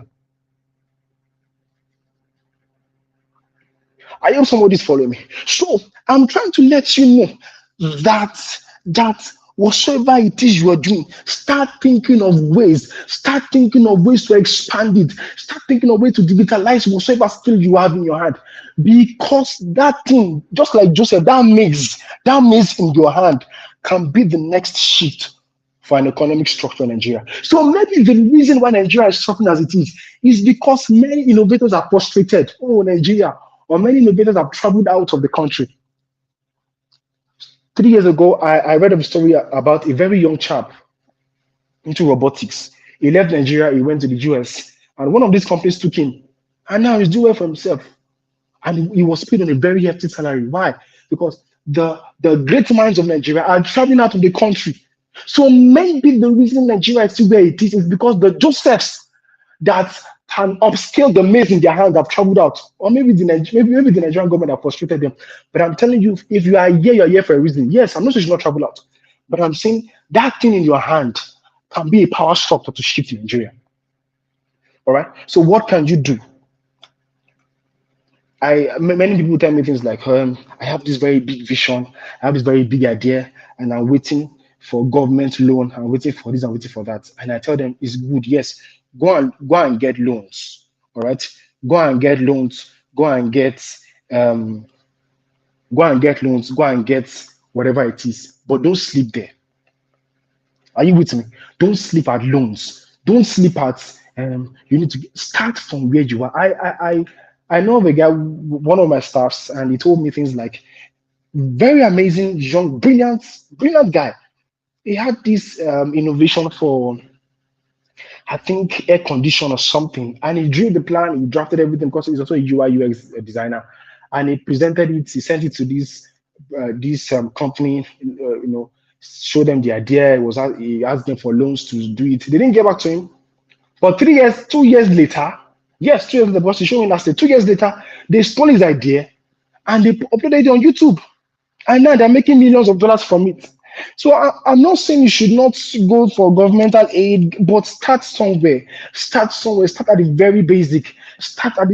If you don't have the idea for an app, can you find a way to have because right now Telegram, thank God for Telegram's founder, Pavel Durov now, that has done something that you can create an app inside Telegram. Start from there. Don't wait for governmental aid. Don't wait for this government. Start now. Number 2 thing I want to tell you is that do not be afraid to compete. I know, as long as you're not stealing an idea. It's people tell me things like, oh, I wanted to do something, but I did it now. Somebody else has done it. Okay, fine, do it. All right. Do not be afraid to compete. People tell you every time the sky is big for any. Just you do yours. All right. Do not be afraid to compete. Another thing I want to tell you about is this: don't wait and be looking for a big money before you start something. Do you know that you can try bootstrapping first? HP and MailChimp, these are 2 successful companies. They started from the scratch. By God's grace, how we were able to scale up financially, it's not because we borrowed money. It was gradually. We started gradually. So start gradually. I know the burdens of what you want to do is heavy in your heart. But can you first start gradually? Are you with me? Now, the next one I'll talk about is research. I've spoken about research and why you should educate yourself. And I explained to you from the perspective of vertical conversations, why you should go upward and go vertical, planting the seed of your value and educating yourself. So number 5 thing that I want to talk about is get involved in technology. At this point in time, nobody should tell you what ChatGPT is. Really. Nobody should tell you what ChatGPT is. Nobody should be telling you how to use Canva. Nobody should be telling you what Meta AI is and what Meta AI is not. All right? So you need to get involved in technology. And the last thing I'll talk about is be passionate. Be around people that are passionate and have a drive for social change and technology. For example, look at this summit being held by Mr. Isaac. You can see how that it is because he has passion for the digital world. It is because he has passion for technology. That is why he organized this program. So you want to be around people. You want to be around people of like minds that have a passion and a drive for technology, for social change. So these are the kind of people you want to get around with. And don't forget, I said, when you recognize a seasoned person, a man that is an expert in the field, understand that you're not just learning from him. What you're doing is that you are having a vertical conversation that goes upward. But I also want to leave you with this. Please, whatsoever it is that you have in your hand, whatsoever idea, this is a time to execute it. Do you realize that right now in Nigeria, this is the time of famine? I don't know if you understand, but this is the time of famine. And we need the Josephs right now that can lay hands on nations, by innovation, because innovation is a way Innovation is the way by which God can entrench his dominion over the earth. So God can have dominion through your innovation. God can have dominion through your creativity. God can have dominion through your startup. Please start something now.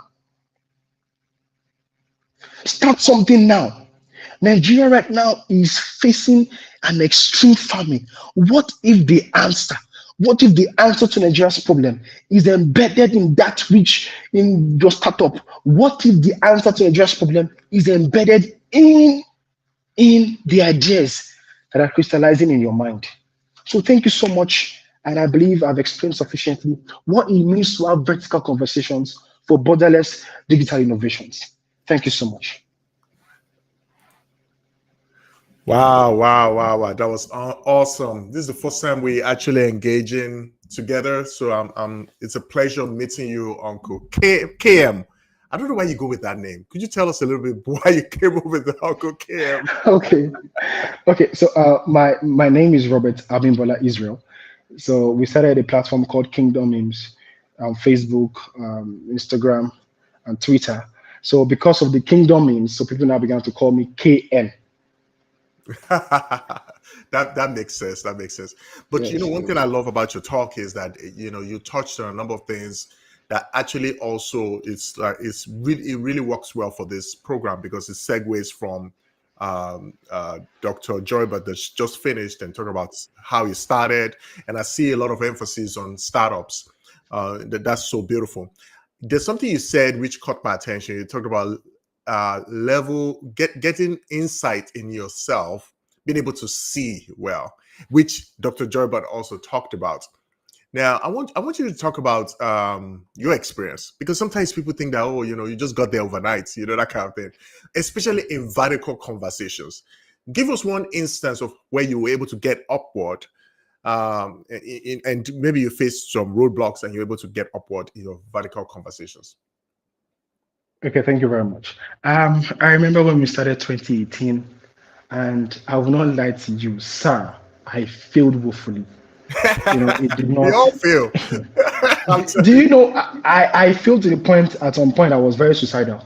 Oh, goodness. And yes. And, being the firstborn, the pressure that comes Yeah. with it. But one thing I realized is that failing is a necessary building block for success. Yeah. And that is one thing I've realized over time. And because I failed several times, all of a sudden I just had an epiphany, and I said, come, what's going on? And I just said to myself, I have this influence. At that point, we had over 500,000 followers across the platforms. But I will call for programs, I'll call for webinars. Nobody was registering. Nobody was paying me a dime. Wow. I remember I'm telling you, with all the influence, with all the results, I remember showing a flyer that I had how we reach millions, 5 million people monthly, and how we amass this follower, because people will tell you, oh, okay, the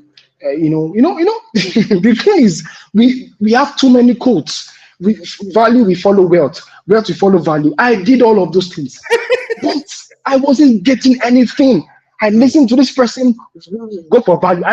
For Christ's sake, bro, I have value. I have results, but nobody's paying for my classes. Nobody's giving me deals. Nobody pays for anything. Sometimes we borrow credits. We owe MTN money just to upload and make people happy. Then I remember I went to Jos, and I was my spiritual father, and I told him, I said, sir, this is what's going on. I give people financial advice. The breakthrough in finances. I made $500,000 for somebody last month. I made this for this person. And he laughed. He tapped me on my shoulder. I said, Robert, he said, you need to get rugged. He said, you think finance comes by DYDX? He just laughed. And I got the message. And I immediately got into, okay, that some people can actually be wealthy. Okay, show your value. But some of us, the wealth will come by priesthood. And that thing changed my life forever. And when I began to engage in that direction, I began to see changes. Things that were not opening up. This was early last year. This was January. Wow. January, because I decided to go for like 2 weeks prayers and all of that. And And I began to, I said, see, is either God blessing me or I die. There must be a change of story, a change of name. And I began to engage. Sir, I'm telling you, that period, I made more money than I ever made in the last 5 years in one day. Wow. Wow. Yes. And this was when I realized that, okay, I think I need to stop all this. You have to aspire for Maguire, for Papaya. There is a depth, there is a power source. Honestly, there is a depth, there is a power source that sustains wealth. And God began to open my eyes that there is such a thing as daily bread. That daily bread or bread is an allegory or something that must come daily. Anything that sustains man, either finance, either clothes, whatsoever it is, it must come daily. So the idea of salary is not even in God's economic book. Finances must come daily. Come on now. So when that came to my mind, I knew something tall. The next day, people began to chat me up. Hey, please, I want to have this deal with you. And I was like, where were you before? I began to get deals, creative deals for app promotions here and there. And in less than, I was like, what? I began to see money in my account, then millions. I was like, my God. So I was cheating myself all this while. This is what I'm talking about, vertical conversations. I will be cheating a generation if I tell them that certain knowledge only exists in books. There is a schooling process that teaches you things that you don't find in papers. And that is why scripture says that by me, wisdom was crying. I said, by me, kings reign and princes decree justice. There is a wisdom that comes when you begin to do an interaction. Yes. Wow. That's so awesome because it ties so well into what I believe as well. And one of the scriptures that inspired me was where God said, if you give up all these things and family, farms, whatever, he said you receive 100-fold in this world and the world to come. And I have to in this world. If we tap upward, we'll be able to bring heaven down on earth. It's downward. Yes, sir. Come on now. I love it.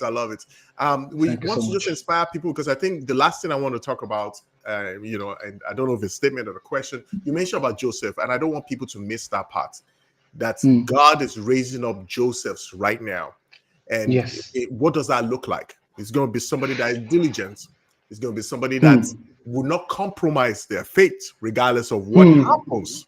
Listen to that again, regardless of what happens. I mean, this regardless of what happens.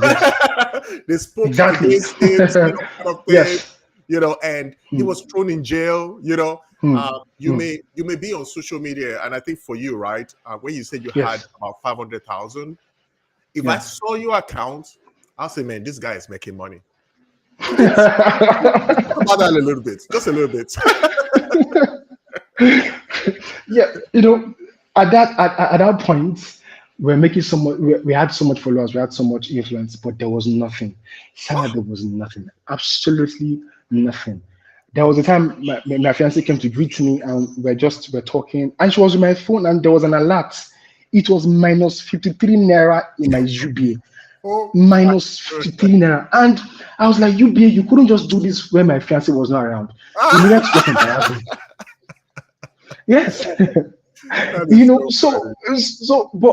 at some point it was until I began to tap to these power structures that goes vertical. That was when my life began to change. Now, to the question you asked about Joseph, one of the things I want to tell the people listening to us is that dark times and darkness is usually an open door for a promotion. Come on. So don't see darkness and what is going on. The economy is like this. No, what God is fashioning is that there is a promotion. If there was no famine in Egypt, we don't need a Joseph. So what is going on right now is there is famine, but where are the Josephs? And one thing you must understand is that Joseph was first of all having encounters, certain dreams and visions that he had dominion. Those dreams and visions that he was having, that the ships were bound to him, the stars were bound to him. This was a man that had a pathway of celestial dominion. So there must be an upward moving, just like you said. There must be an upward connection that brings downward. It says, "Thy will be done on earth as it is in heaven." It is heaven to earth. So Joseph existed at a plane. He was an invisible throne over Egypt. That was why Joseph told his people, he said, Pharaoh had made me a father had made me the father over Egypt, and he said, they made me a father over his house. So this man, it's just like the case of a ceremonial president and the actual president. Pharaoh was just a figurehead, but the actual president was Joseph.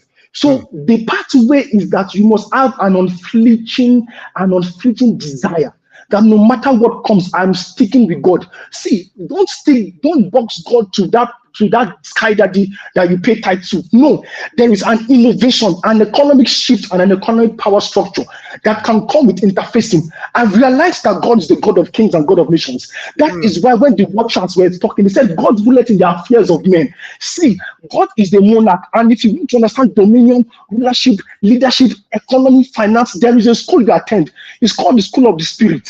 So that is why there's wisdom. That's why Holy Spirit will teach you all things. Sir, I can tell you that there is an existing wisdom and some existing strategies from a social media management company that we have gotten because we interfaced.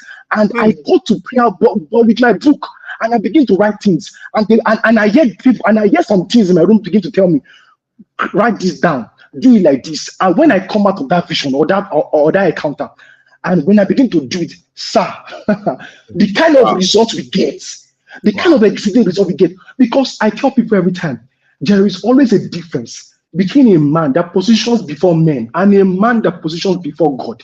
There is always a difference. Yes. That's so amazing. And we're going to wrap up here. One of the things I just want to say, thank you so much for joining us, number one.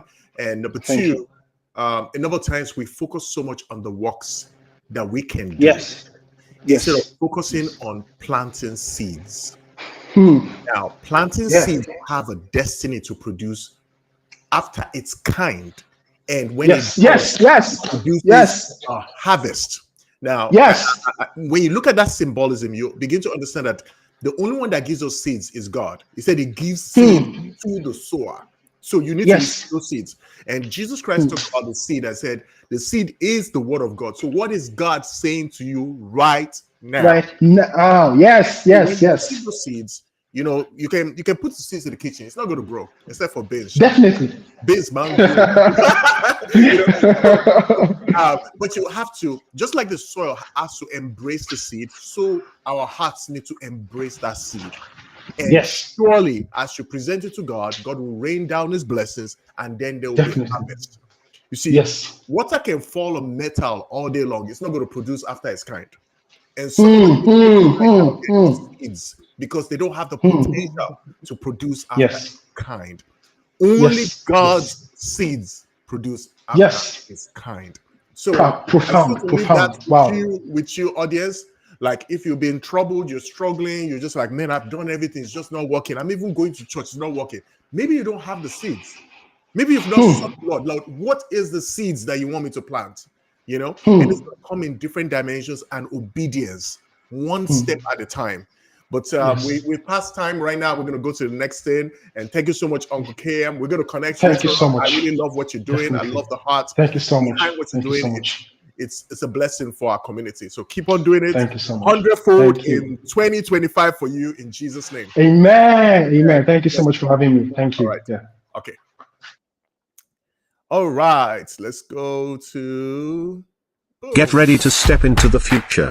Join us in Cotonou, Benin Republic, on Saturday, November 23rd, 2024, for the Digital Explore Conference, the ultimate event where innovation meets creativity. This year, our theme is Digital Evolution, Navigating Growth and Innovation. Whether you're a tech enthusiast, an innovator, or someone who just loves to be ahead of the curve, this is where you need to be. Imagine a full day of immersive experiences. We're talking keynote speeches from leading experts, mind-blowing talk shows, and celebrity interviews that give you the inside scoop on the digital landscape. Explore cutting-edge virtual reality games, get inspired by creative arts displays, and groove to amazing live performances and entertainment. It's tech, creativity, and fun, all in one place. Register now at www.digitalexploreconference.com to secure your spot. Come be part of the future. See you in Cotonou, where we'll navigate growth and innovation together. Be there, be inspired, and let's evolve digitally. All right, all right. Thank you for sticking with us. We're getting better and better and better. And I just wanted to stick with us. We're gonna come up with the next speaker, but before we do, I just want to remind you: next week, November 23rd, we're having the in-person conference. You don't want to miss it. It's gonna be big. So follow all the pages, the social media pages, and share and connect with us. So I'm gonna bring the next speaker up. Victor Emmanuel. Is going to be a blessing to have him on. So I'm pulling up now. Victor, are you there? Awesome, awesome, awesome. I love that smile. Now, we can't hear sound. So check your Okay, mic. can you hear me now? Oh, yeah. You're good now. Good sound. Good sound. Thank you.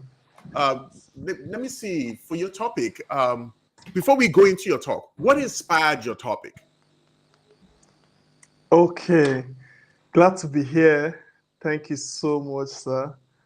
Mr. Adeshe.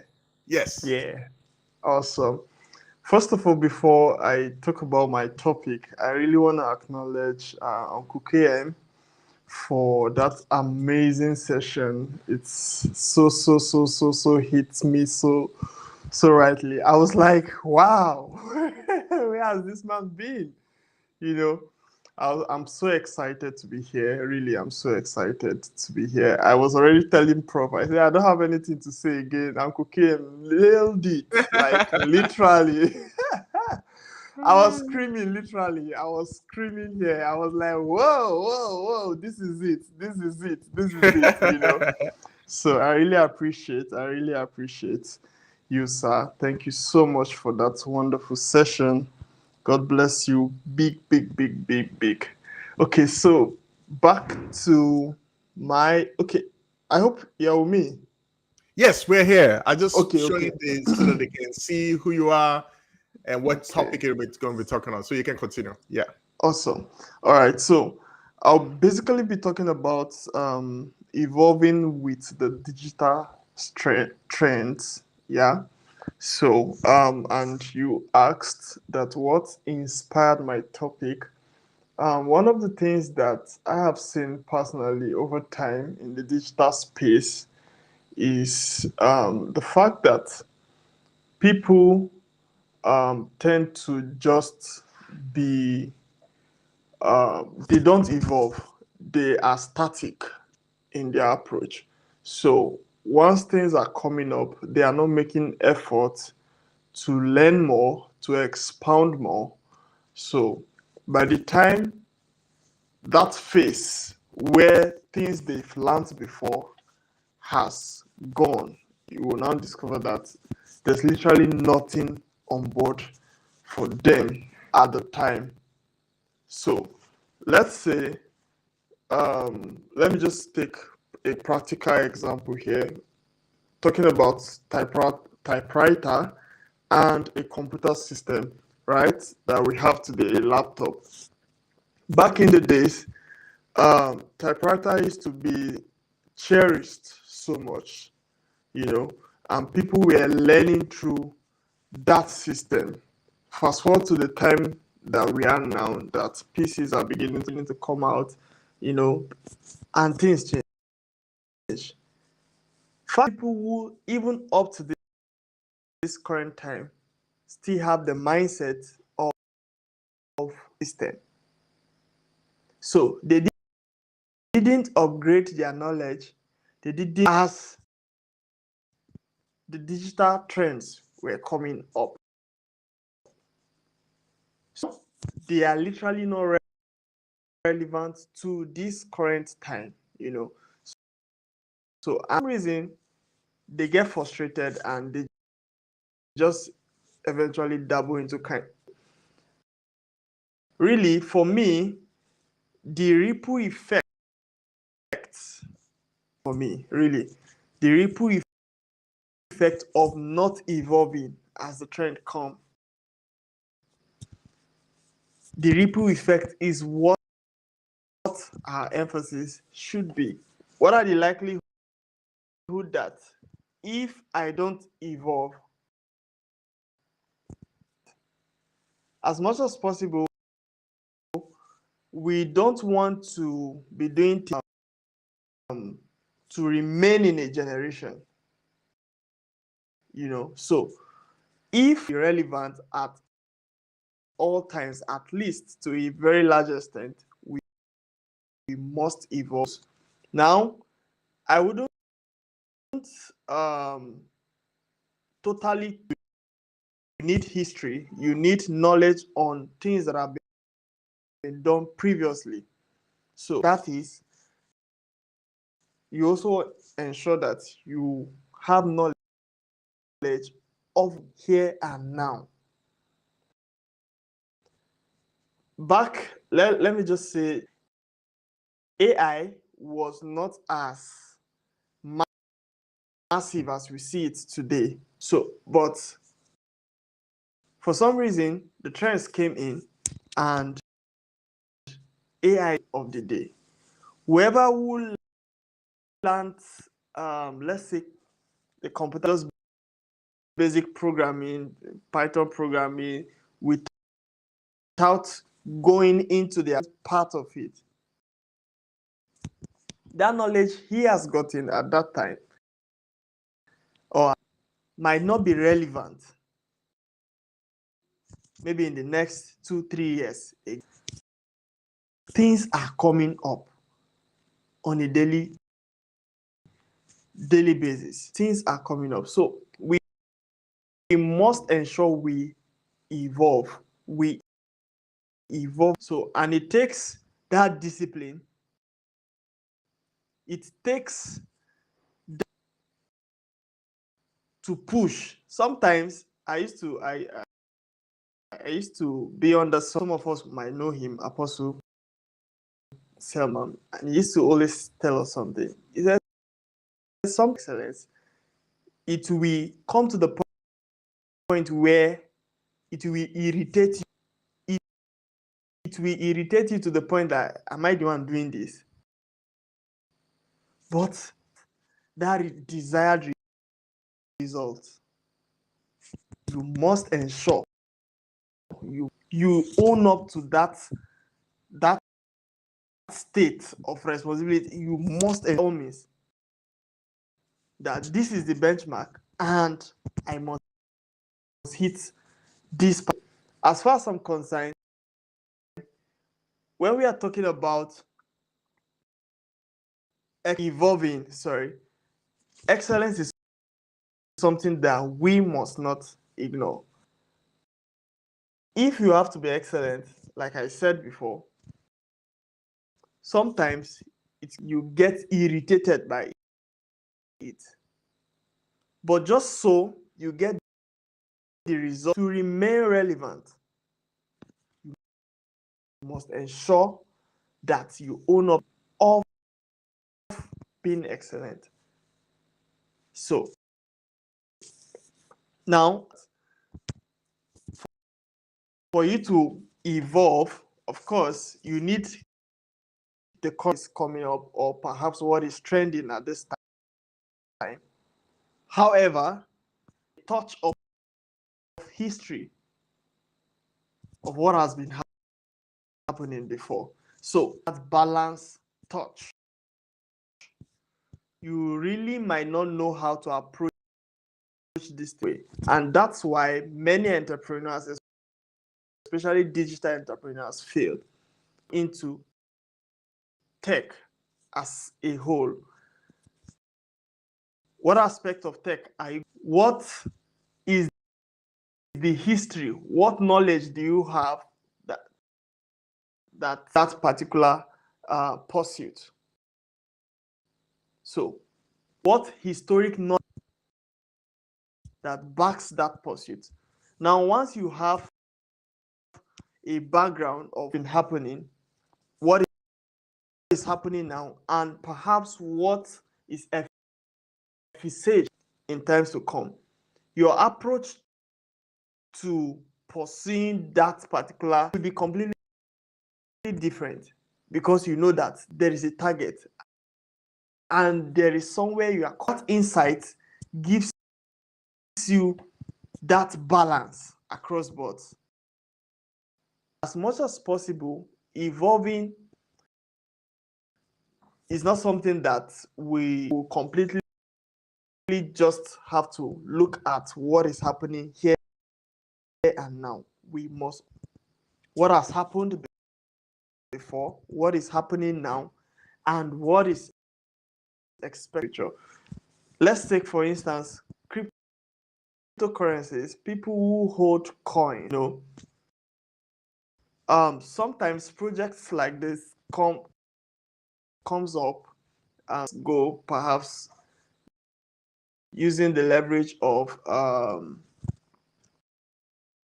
exact name now, airdrop. Yeah, so people with different strategies. Now there are people who already have information that, okay, invest in this coin now, even without necessarily holding that coin. By so yeah, this will happen, this will happen. So that information already gives you that, okay, what I'm doing here, I know it probably might take time. I envisage a kind of result because of the knowledge you have gotten. Trying to pick out of that is the prior knowledge of what has happened and what it is now and what is later on is what we need to balance out and to completely evolve, regardless of whatever space you are. If you must have a touch of history, also have a touch of what is happening now, is expected to happen in the future. That way, your approach or your zest, or let me say your passion to moving in the space appropriately. So as much as possible to establish, and I think that is my own, that whatever I'm going into, I should learn for history now, what is currently happening, and perhaps is to happen. And if there is nothing envisaged to happen, that's another point. What is the solution you can profile that can bring about? So let's say there's a perception that in the digital majority of people who come up, perhaps trading for in quotes, majority, there's this perception that, okay, majority will come and make claims that, okay, they make so money, they make the majority think that it's now. If you have that understanding, you have that knowledge, I'm taking that sense of history now. So if you have that understanding and you know that people are perceived this to be, and you know that that's even now, if you are coming into the space, it then means that, okay, it's happening. What has been happening before, what is happening now, to change this narrative. So sometimes it may take some. So you see that the approach is completely different. It's not something that you are like, okay, let me just go, let me start coaching people. The perception you have.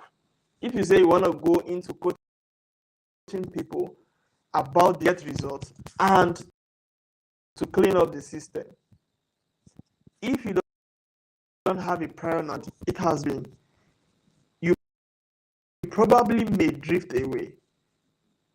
So I feel once you have that prior understanding, this is what it has been, and this is what it is now. By the time you're saying, okay, I want to do this at this time, of coaching these people, I want them to produce results. Doing right now, I would by all means, it's where they will have to listen to instructions. Perhaps I'll make any claim online at the moment. Let's get formidable results, deniable. So let's get this result. Let it be obvious that we have this.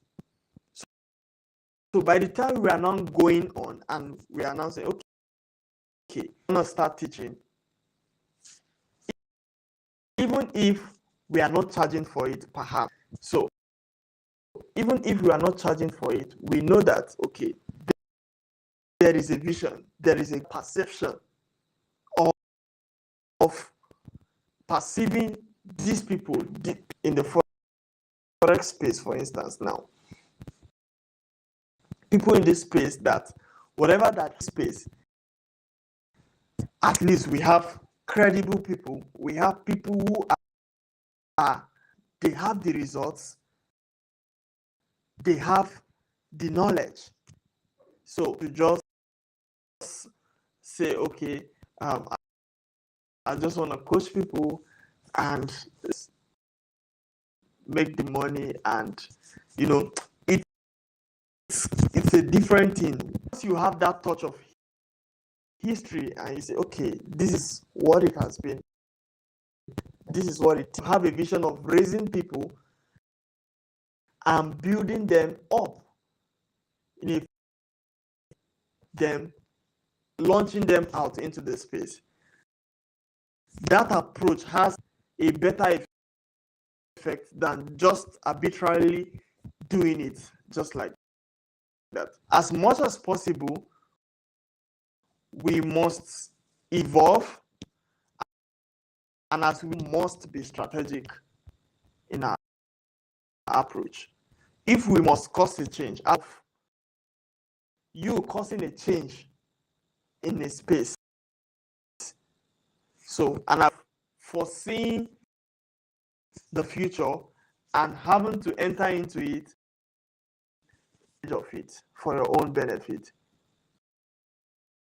So, if perhaps there is something in the digital space aside AI, has it been speculated what all of those information are the things that you need to search out for? As important as your evolving, sure that you are strategic. You don't just enter into the space and you feel to say, for learning management system, many people use coach, why have you not built your own affiliate platform or done this and that? I will always tell them that, do you know what it means to platform? That's number one. Two, the truth is you already, and because some are doing it the right, are fraudulent in their ways, which we are very aware of. By the time we build our own system with that sanity in mind, trust me, fraudulent, taking away people's money, all in the name of building a platform or something. You who is coming up in a credible manner, that is just the truth. They will come if you are not certain of how formidable your system is. Trust me, you will shut down. They will shut you down. It's not you down. And by the time they shut you down,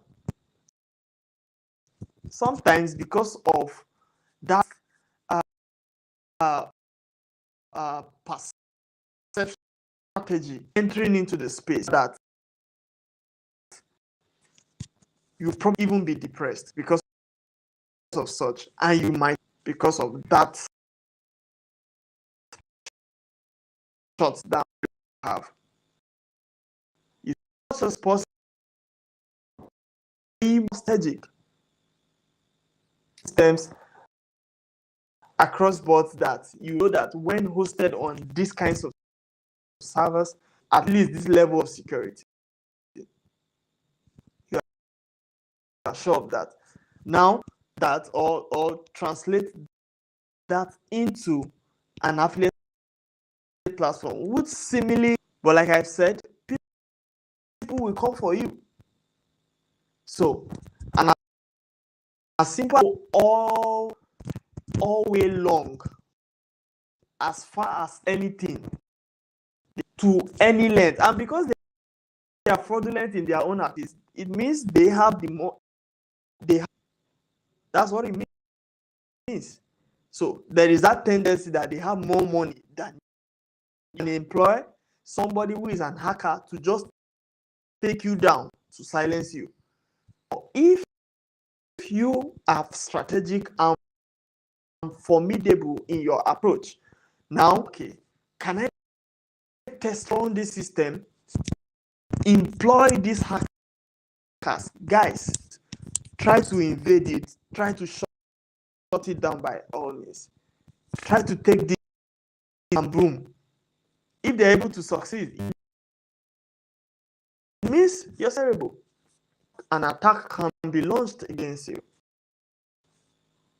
So, if that eventually, perhaps from the first test, the subsequent test now, the subsequent test, another set of people trying to come, maybe just run, and from there, boom.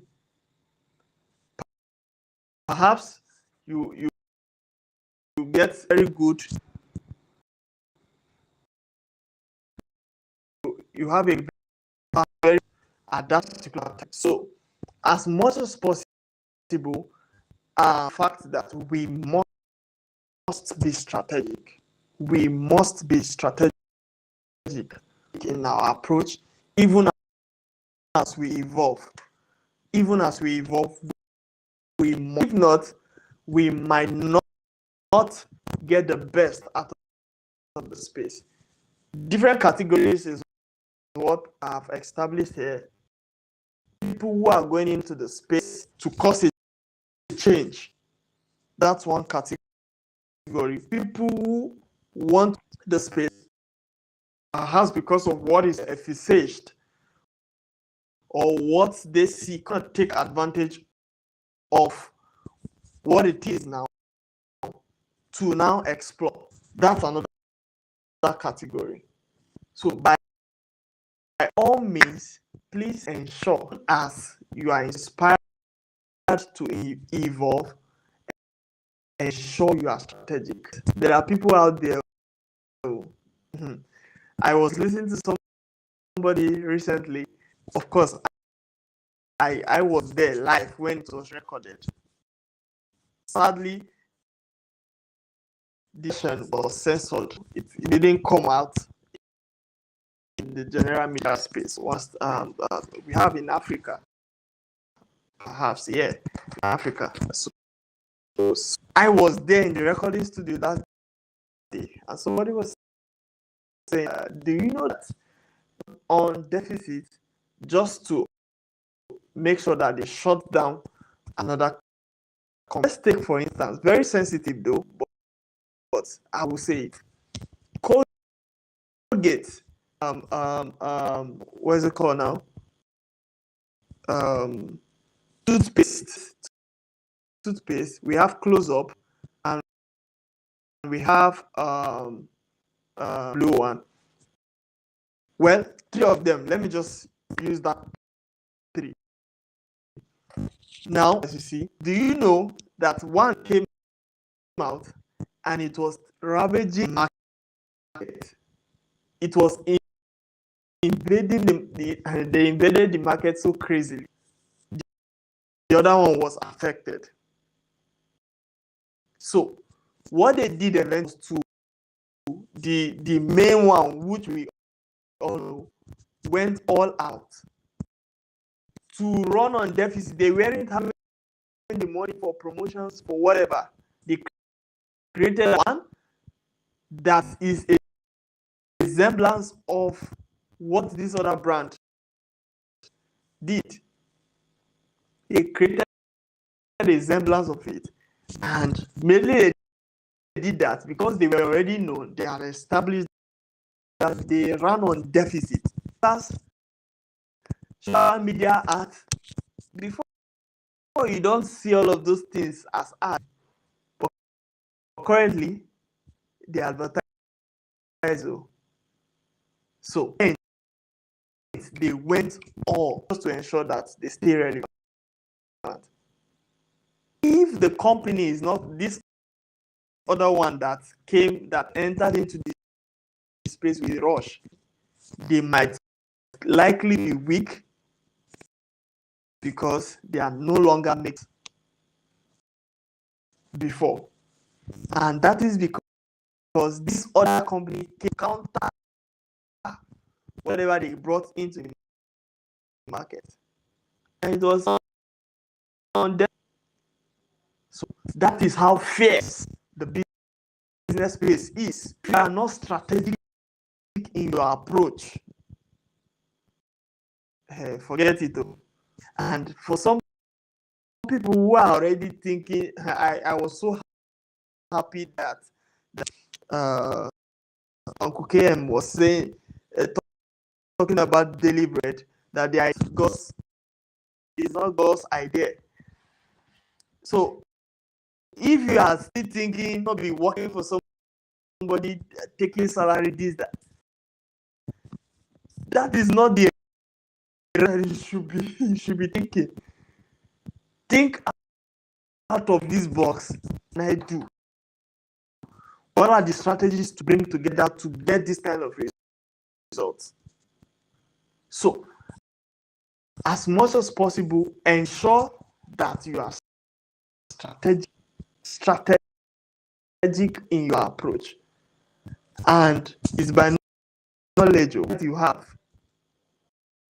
The insight you have has a lot to do. Me now, just perhaps, let's just imagine that I had basic understanding about, and I said, okay, with this basic understanding, the space, and I will just build a system. And I said, okay, let me platform because other people are doing it, and I just want to be credible and all of that. But by the time you take the platform down, what happens next?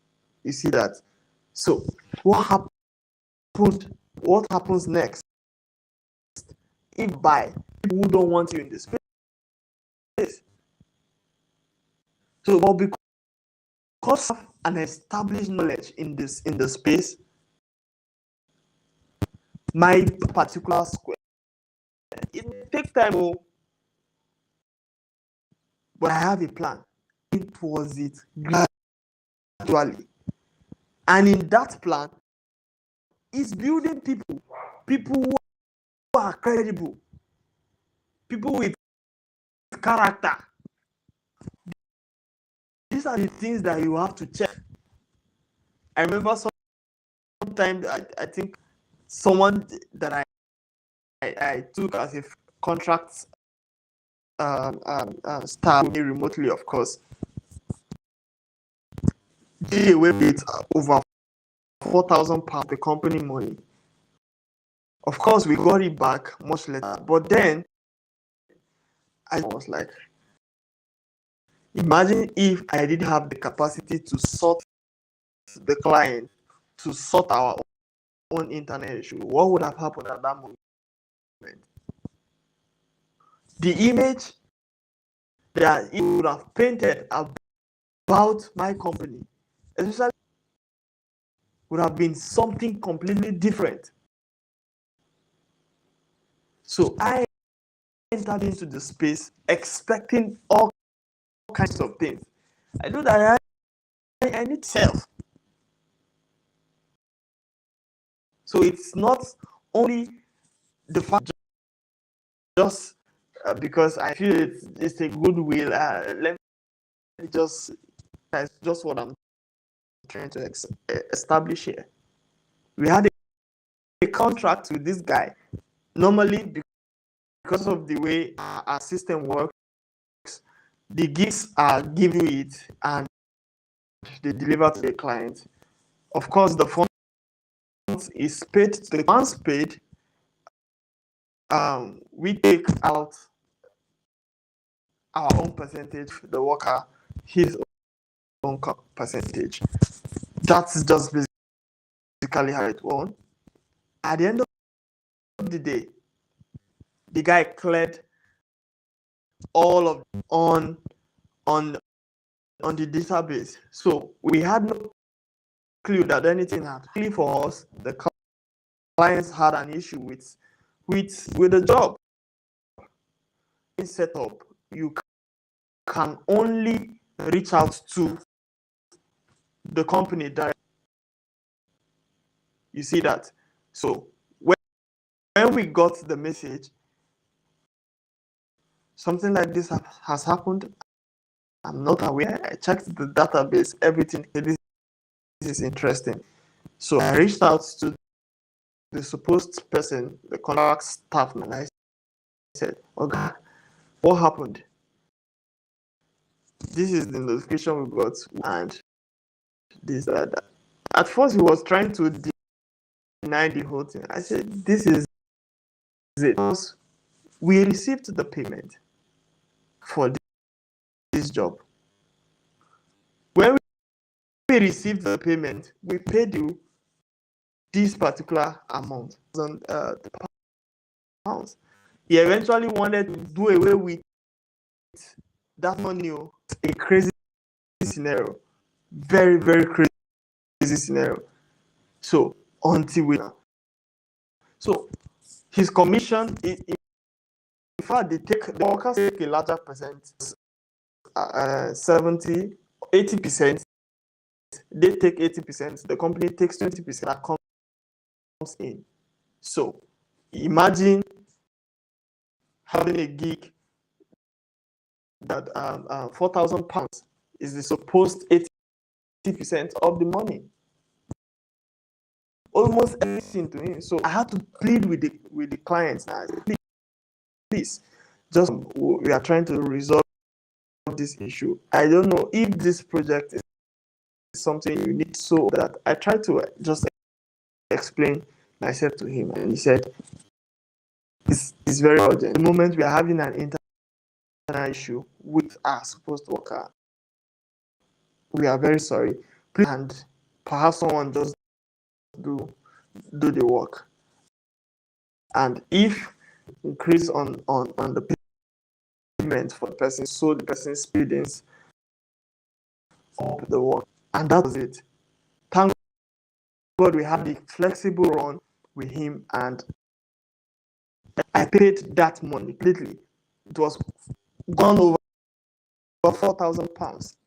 You know, so imagine if I wasn't having that money, it would have tarnished that person. If that client filed a lawsuit against the company else, perhaps our license would have been terminated. What I'm just trying to establish here is character and strategy into a space. Don't enter your emotions. Study to know space, what has been happening, what is happening now, expected to happen.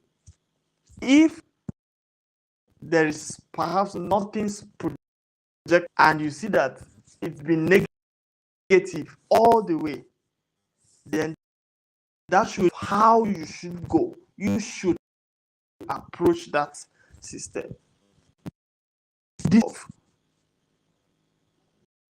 This is how we evolve in the space. if your approach is not guarded like this, trust me, whatever you have to do, that you might even go bankrupt. So we have to have intelligence, that strategy to get the best out of this. If I've made quite a lot, a number of sense, even in my communication.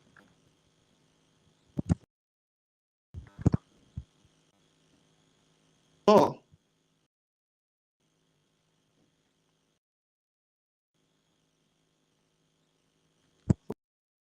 Oh wow, I can't hear anybody's voice.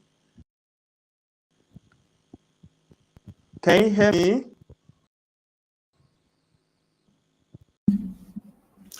Yes, yes. Oh. Yes, we can hear you. The sound was just a little bad. So, yeah. So sorry about that. No, that's why we requested for you to turn on the video, but it was still kind of breaking. But it's good. It's good. Thank you so much for sharing that with us. I think some of the things I learned from what you're saying is just integrity, character. And it's interesting that as we're operating in this space that is the digital space, there are people that have gone ahead to actually spoil the market, if we put it in those terms. But we can still make room and make way spaces, and not to be discouraged, and not assume that everything is a scam or everything is something that is not plausible to go into. So even as we're talking about digital trends, I can see some people may be skeptical about those things. They'd be skeptical about going into online marketing or online business. So that's very important aspect you actually address, especially in the space where we operate in, like Africa. We have a lot of challenge to deal with there. Let's put it that way. And the more we have integrity and honesty, and I love the stories you've shared to actually talk about some of the experiences that you had to deal with in managing those situations. So thank you so much for sharing that with the people. And I hope that people actually learn from that. Any last words you want to just share with the people, and then we're going to move to the next speaker. Okay, perhaps if anyone has a question. Let me just look through the chat real quick if there's any questions. Okay, yeah. So because the sound is really breaking, I'm sorry about that. It's really bad. So most people couldn't really hear you clearly. I'm seeing comments from I wish notified. Oh, I think he tried to notify you as per taking the video off, so that way the audio can be better. But it's okay. Thank you so much. We're gonna go to the next speaker. Thank you for sharing those insights with us. Okay. Let's see. Thank you, sir. Yes, sir. All right. Before we go to the next speaker, we're gonna bring up a video real quick for the last video you're gonna be watching before you hear the last speaker. Not the least, this is an important person that you need to meet, you need to connect with. And so let me just bring up that video real quick, and we're going to be, there you go. Just okay, where's the video now? Okay, got it. We're just gonna go to this one. He moves in speed, in styles, in different directions. Unbeatable.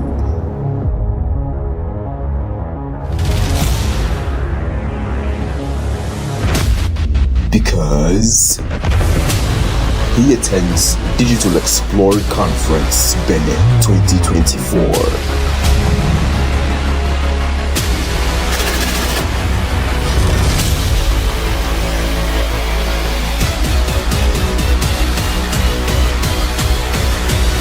The 23rd of November.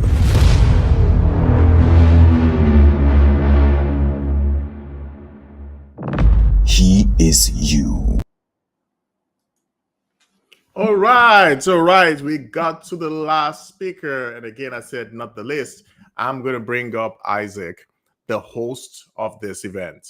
So Isaac, you ready to come on? Awesome.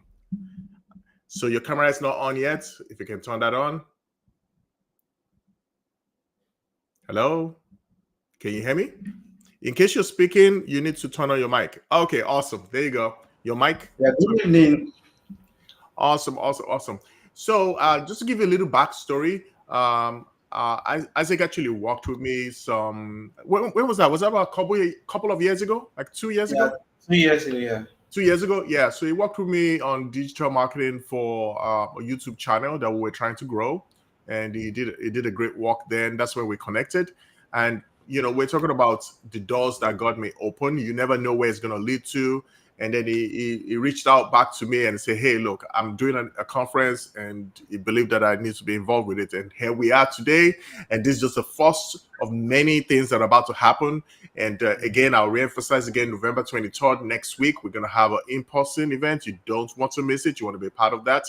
And people have been working behind the scenes, sweatlessly, putting this together. Maybe you might share some of the behind the scenes at the event. Who knows? But it takes a lot. It takes a lot to pull this together. So I just want to bring Isaac up, and he's going to be talking about, here we go, building trust online beyond your content. So it's interesting that his topic actually leverages also on what Victor talked about, where he's talking about all the security concerns or trust or building character, how it's essential in the online space. And, Isaac will be continuing from there. So I'm going to hand over to him right now and get off the stage. Awesome. Yeah, good evening, everybody. I believe you can hear me very well. So, like our uncle said, I'm going to be talking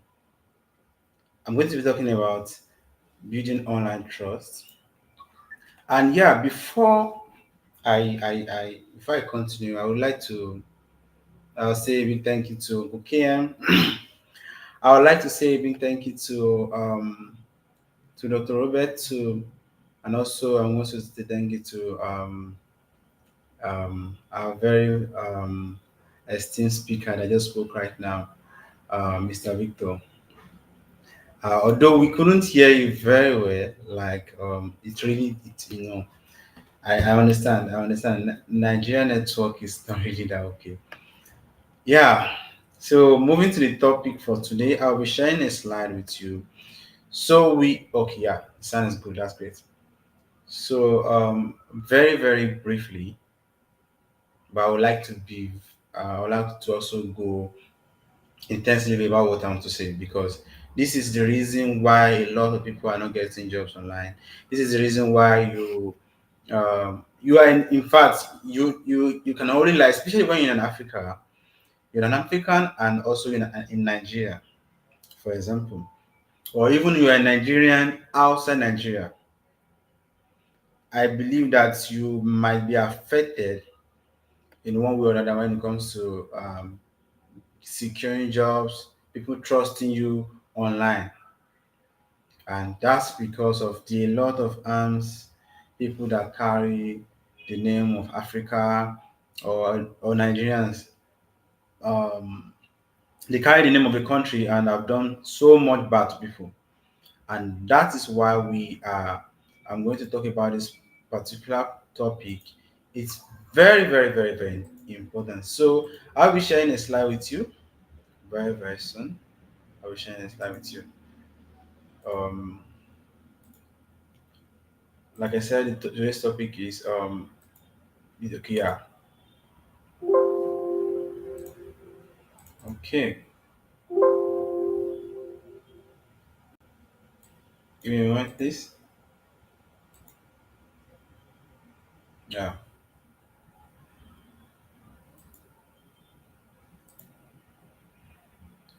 Okay.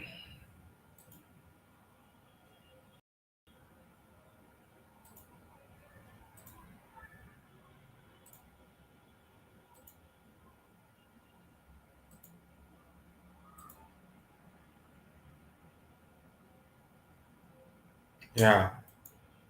Thank you. So our topic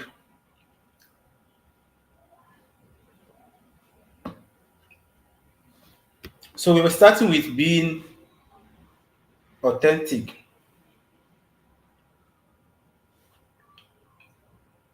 No, I'm sorry. Yes.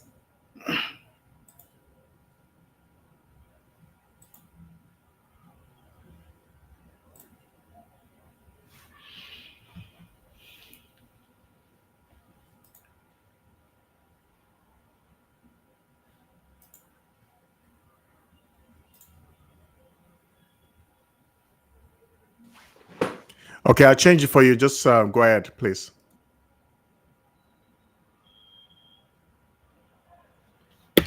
Okay, so let me start. Let me start. I guess there's something, there's a problem here.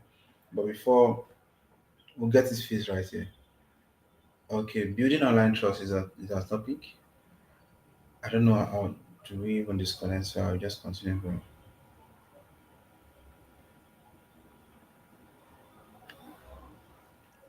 Yeah, just go ahead and continue. I'll switch it to the first slide.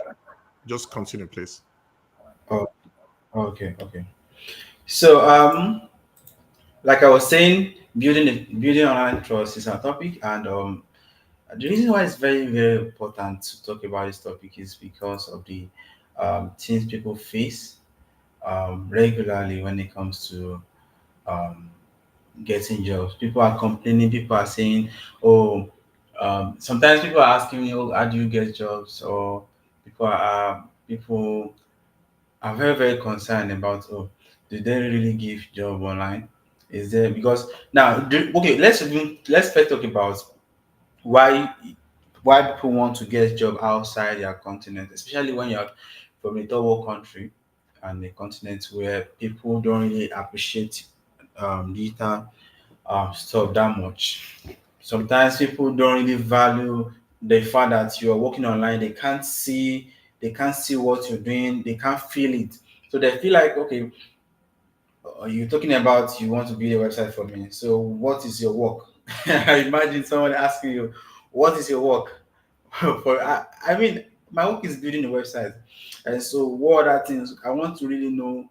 I don't know. Some people are here familiar with these things, and people ask these very, very funny questions. And they'll be like, I want to really know what your work is going to be. Or sometimes you say, okay, I'm going to run this advert for you. So they say outside, then you hear something like just running the advert. What else will you be doing? And this is because people have little understanding of what the online space looks like. So the way where it's been appreciated, they also don't trust you because of where you're coming from, because of the harms that have been done to them by your people, because of the things that are have been constantly said about you and your people. So how do you now build this trust? In fact, let's even assume that you are from a third line country and you feel like okay, there are still more to just to getting people to work with you. It might not necessarily be job, but connecting people, creating network, um, getting people to do things for you online.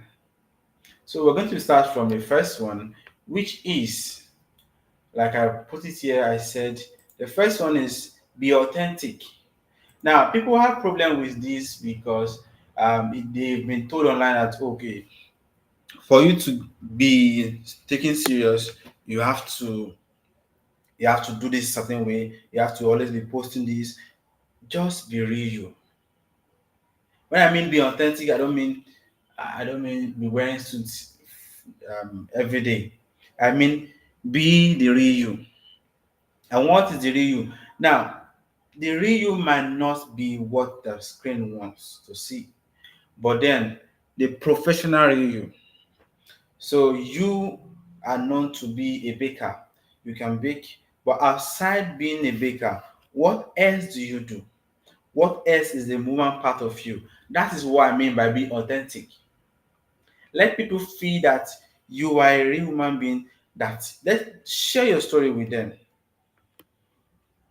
It is from when people hear a story, they can relate with your story. Sometimes they may not be ready to relate with your story, but they know that this person is a human being that has soul and spirit, but not just a picture, not just um anything.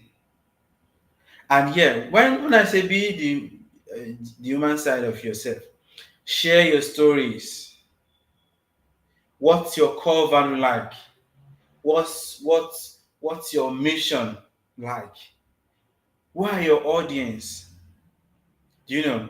Now, one of the things I first did, let me rewind back to when I said when I was new to Facebook.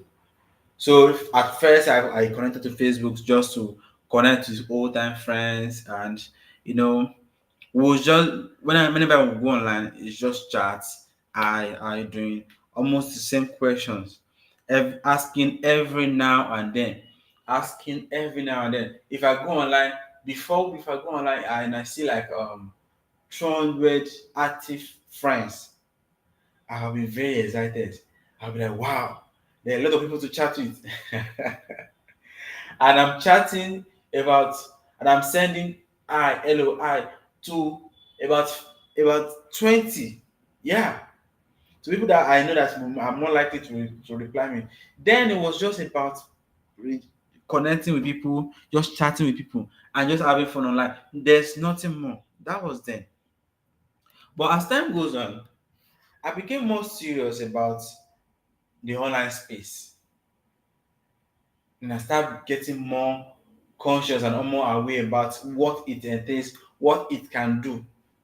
That's when I stop just being online and chatting with people and everything. Then I became the professional side of what I do. Now, what did I do first? Because I have already connected with people and I've been trying to make friends, and I've been trying to make friends with people. I've been trying to just chat with people anyhow. But when I realized that there is more to being on the social media, I started realizing that I need to change my audience. Then what do I do? How do I know my audience? How I know my audience first is through what I do. So you pick up what do you do? Now, for example, if you're a medical doctor, what you do as a medical doctor will reflect on who you are talking to, who you need to connect with. So if you're a medical doctor and you need to connect with, then your connection should be with people that take health tips seriously, people that want to know more about things online, people that want to learn more. What they want to know what their health is like, they want to know how to take care of themselves. Those are the people you should connect with, not just talking with you can't be a medical doctor and try to connect with friends that just chat, or people that post comedies. So I'm saying this because you now need to start revamping your audience. Now you now need to restart checking them. Is this person my kind of audience? Are these people the people I'm looking for? If they are not, and they have not been, now your audience must be people that contribute to what you're doing, what you want to achieve online. Are they contributing to it? How do I mean by contributing to it? Do they really um do they really meet your standard based on what they are doing online? Or are they just cracking jokes and they have never reacted to your content? They are not commenting, they're not making inquiry of what they need to do about what you're doing. You just find that these people are not interested in what you are doing. They are not your real audience. Then you remove them and focus on the kind of people that you want to meet.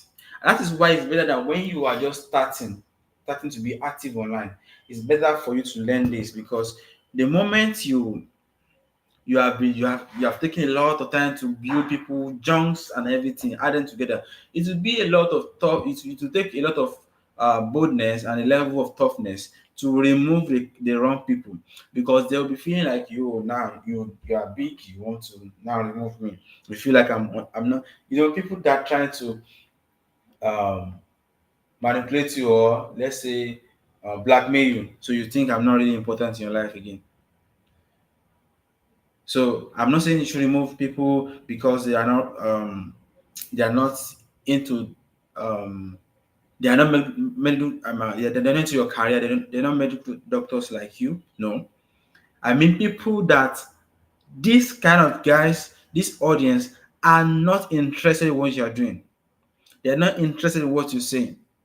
They are your wrong audience. So first of all, you need to know how to connect with your audience. Who are your audience? Then you go to where you need to know where you can meet with them and be the real you. Sometimes your audience come to you naturally on social media because your audience are definitely looking for your content. They are attracted to you. If you write about, let's say, for example, you share a story about something that has to do with, let's say, somebody came to the hospital today, and the person is infected with HIV, and you share a story, and you do not share the person's name and everything. Then you talk about what other people need to be aware of to not make the grievous mistake that person make before or something. Now, people that are interested in topics like that will check you online. How do they check you? Because social media has an algorithm, and they know that this kind of audience this person likes. They will suggest your content to them. If it's TikTok, you know that come not naturally. If it's YouTube video too, you will definitely see it. Now, second way of people seeing it is when people search a particular content. So as you consistently make a good story about yourself, your mission, your value, people like you connect back to you. So be authentic, be real, be transparent, be upfront. Let your what you stand for be clear. If you want to be a religious person, be a religious person. Let them know this is. There are a lot of reverend fathers, a lot of imams online nowadays. They are using social media to connect with their audience. And when you check the comment section of people that they are talking about the same things these guys are talking about. Is that they are against them or they are for them? Regardless, these guys are the kind of people, because even if I make a content about religious quotes or something and somebody disagrees with me, he disagrees because that's the kind of content he wants to see. So I'm still right, I'm still with the right audience, although we are not on the same path. I don't know if you get me. We might not be on the same path, but it's usually coming to my content to talk about, this is not what he thinks about it. He's kind of interested in the topic. Do you understand? Now, the second phase, sorry, is what I mean by after being authentic, I said be consistent. Now, you tell your story today about let's say you're a food seller, somebody bought from you and did not pay, and you later caught the person somewhere else eating in another person's restaurant and something like that. Now, first of all, let me mention that you need to know how to tell story. You need to know how to tell story. Now, be consistent. You can't post a story today and come back next week and expect people to come back to you, because you post a story today, and maybe let's say you are supposed to be posting every day. Okay, let me even explain this to you. Being consistent is not posting every day. Being consistent is staying real and being committed to a particular time that you have set for yourself. Being consistent is staying real and staying and being committed to a particular time that you have set for yourself. Do you grab? So I can decide. Let for example, on TV shows that many of us, I don't know if that people that grew up in Nigeria, you might be familiar with something like Super Story. Super Story happen when, please? Every Thursday, I think by 8 p.m. They have been consistent, and because you have been consistent, people know when to reach out to you. People know when to see you again. You don't drop 5 contents today and come and throughout the whole month they're not hearing from you again. So you drop five content in 5 days. 1, 2, 3, 4, 5, 6 Monday to Friday you are dropping content. But after that Friday, the next time they see you is 2 weeks after, 1 week, 1 month after. No. Instead, you can spread those content in those different in those time. And even it's even small. Five, you might not be posting every day, but you should be posting every day. Because as simple as, hey, how are you doing, everybody? What's going on? It's a post. As simple as trending content, it's a post too. As simple as talking about simple things that are based on what you are doing. This is how you begin to build trust. Because what I'm trying to let you know here is that people need to feel the human side of you. They need to feel you before they can say, oh, do know something. People need to know you, then like you, and trust you. Sometimes people meet me and they chat me up. They've never met me before, and they say something like, "I know you. You can't run away with my money. I know you. You you are trustworthy." And I'm like, "You've not even seen me before." The reason why they know, but the reason why they feel connected to me and they feel like, yeah, they can trust me or they trust me is because as they begin to see my content, as they begin to see things the things I talk about, the story I tell, they feel the human part of me. And from your story, people can tell if you are people that you are someone that they can commit to or not, based on what you say. How much more when you are intentionally putting that kind of story out on your LinkedIn, on your different platforms that you are, on Instagram, on Facebook, on TikTok. You get, so now be consistent. I don't want to stay long on that. So the next one is, after being consistent, provide value. Now the problem with a lot of people also is that, okay, now you have problem with people, this guy is trusting you, the people you want to work with, that beyond, because when it comes to online work, it's different from offline. You have to know that it's different from offline. No matter how the person is used to internet or some or stuff, they can't see you. They can only view online. They can only watch your video. So how do you make them trust you, even though they can't hold you, but they can see your video? How do you make them trust you? Is what you need to do. Provide value first. You don't just approach people and chat them up and say, I can do this, I can do that, and leave it there. There are sometimes you have to do some things for free.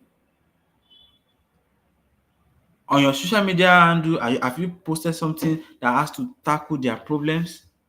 Oh, you say, oh, I paid for this particular knowledge. Why should I give it to them for free? Well, that's why you are not seeking, you're not getting anywhere with your skill.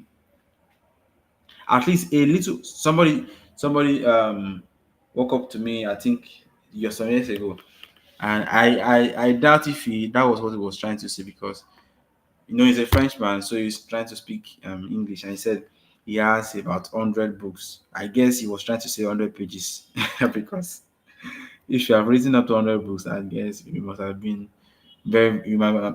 known. But let's just say he was talking about pages. So he said he wrote 100 books, and I said, how do you make sales? How do you sell this product, his book? And I said, it's fine. Take out 3 of those books and give it out for free.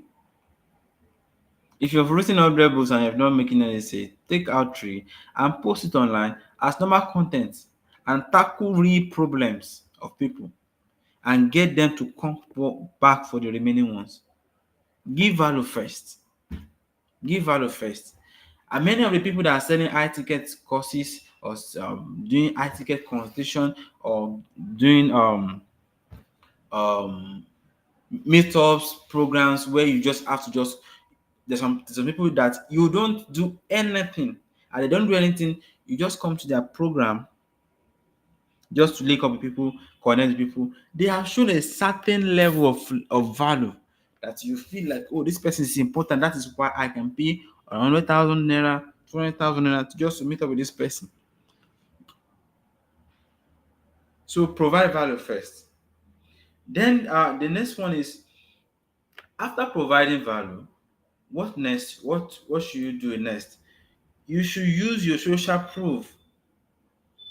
Your social proof is very important. Now, from the things you've done for people, what is the result you've gotten? Then post it out. Talk about your results. You don't just sit, you don't hide everything to yourself. Oh, I don't want people to, oh no. Now let me give you an instance. If you're afraid of people that maybe they will see you or they see what you are doing, there's some people that when you start making progress, a little progress, especially when you're from a third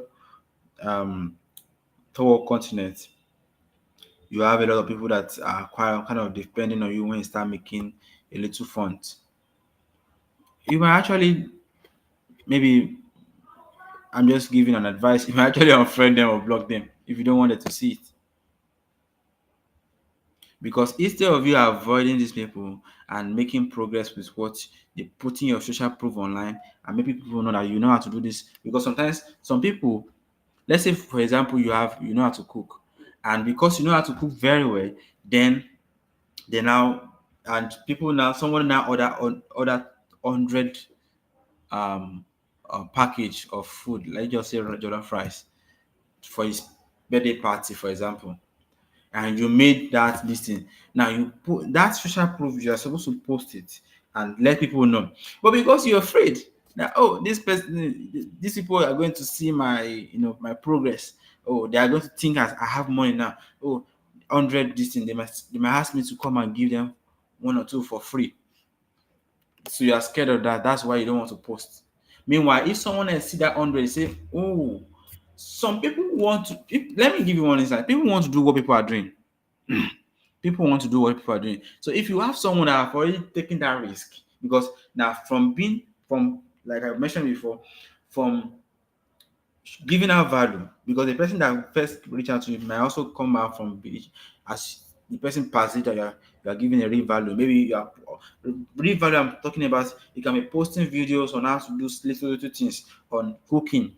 It might not necessarily be cooking exactly. Do you get? It might not necessarily be cooking exactly. It might just be this person say, oh, don't put this leaf inside this particular food. Oh, the person is just showing a content how he or she is creating or doing the particular thing she's doing, and somebody now take a move and buy the food. That food is an investment. The thing that the person bought from you is an investment. Both the food and the review is an investment. The review is also very important as the food that you already cooked.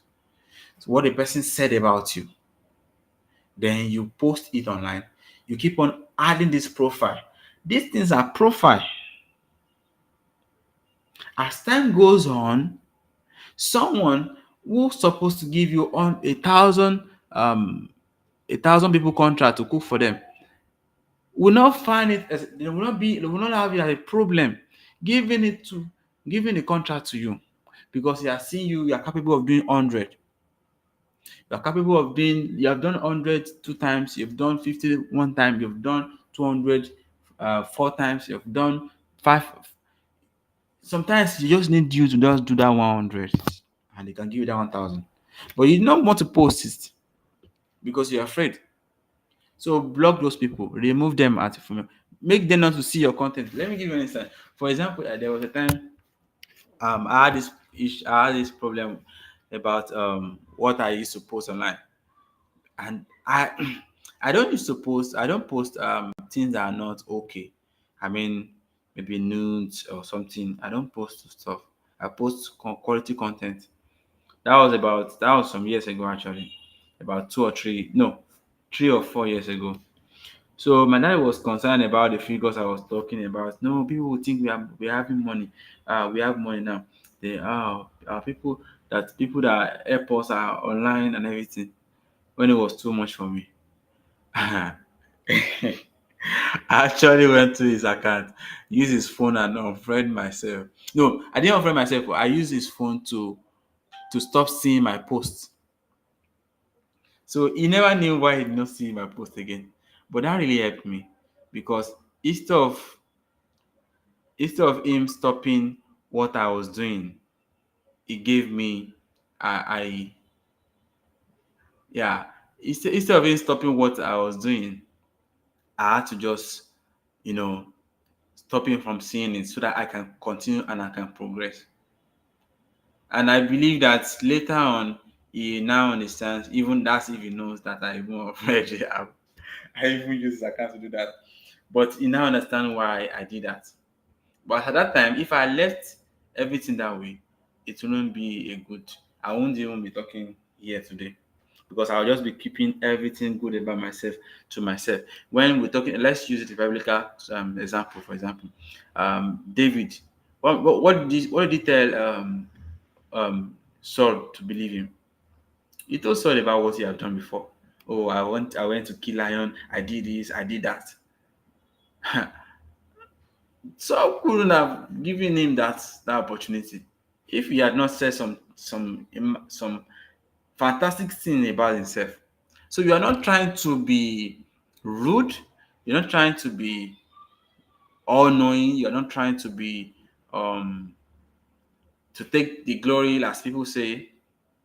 We are trying to let them know what you have, what God has placed in you. So show your proof. I can't overemphasize it. Even when David brother came, he said, "Oh, you are here again to show yourself." To show yourself. He said, What did I do? What did I do? Allow me." So make sure you use your proof. Make sure you use your proof. There was a time. Let me give you this example. Then I will move on to the next one. There was a time somebody recommended someone to me, and the person was so bent on seeing what I've done before. And I shared with her the ones because I do not think I don't document my works. But after that incident, I started thinking about it again. That was because now I'm not even talking about last 2 years or that's I think this year. Yeah, this year. And the reason why I don't document my works or what I've done before that much. If you follow me online, I don't post more of the things I do again. Is where I'm busy with work. One, I've gotten more by the grace of God jobs than before. Secondly, I I just feel like when people recommend people to me based on the trust they have for those people they are that they recommend, they don't usually have problem with working with me. It's usually, oh, I heard about you. I read your articles online. Oh, this and that. And I just do a little work to convince them and they are, but this one was so bent on seeing more documented proofs of things I've done. And because I could not have as much as she wanted, I couldn't get the gift from her. Although I let her say, okay, no problem, let her go. But then if I had more proofs, do you know that I would be able to secure that gig? And that's because I wasn't documenting my works online. I didn't even have it. I didn't even think of it. I won't think of it at all. But then it's something you need to do. Then the next one is um be professional. Okay. Now being professional is, like I said, it's not wearing ties and everything. No. Be professional. When I say be professional with your work. For example, a professional football winner doesn't have to wear tie, doesn't have to wear agbada. It just need to appear like his profession in his dealing, being professional. When when you play a ball to the sky, when you eat, let's just say you play a ball up very very far up, and when the ball is coming down to land, if you are asked to control that same ball, you might miss the ball. You might even miss the first landing, and second landing you might want to stop it, and you go and pick the ball far away from where you are. But in professional football, for example, Neymar, I watched one ball that I control was so fantastic. They kick the ball, they use a machine to shoot the ball very high up there, and then when the ball was coming down, Neymar controlled the ball. That it was more likely it was like they threw the what it just fell so easily.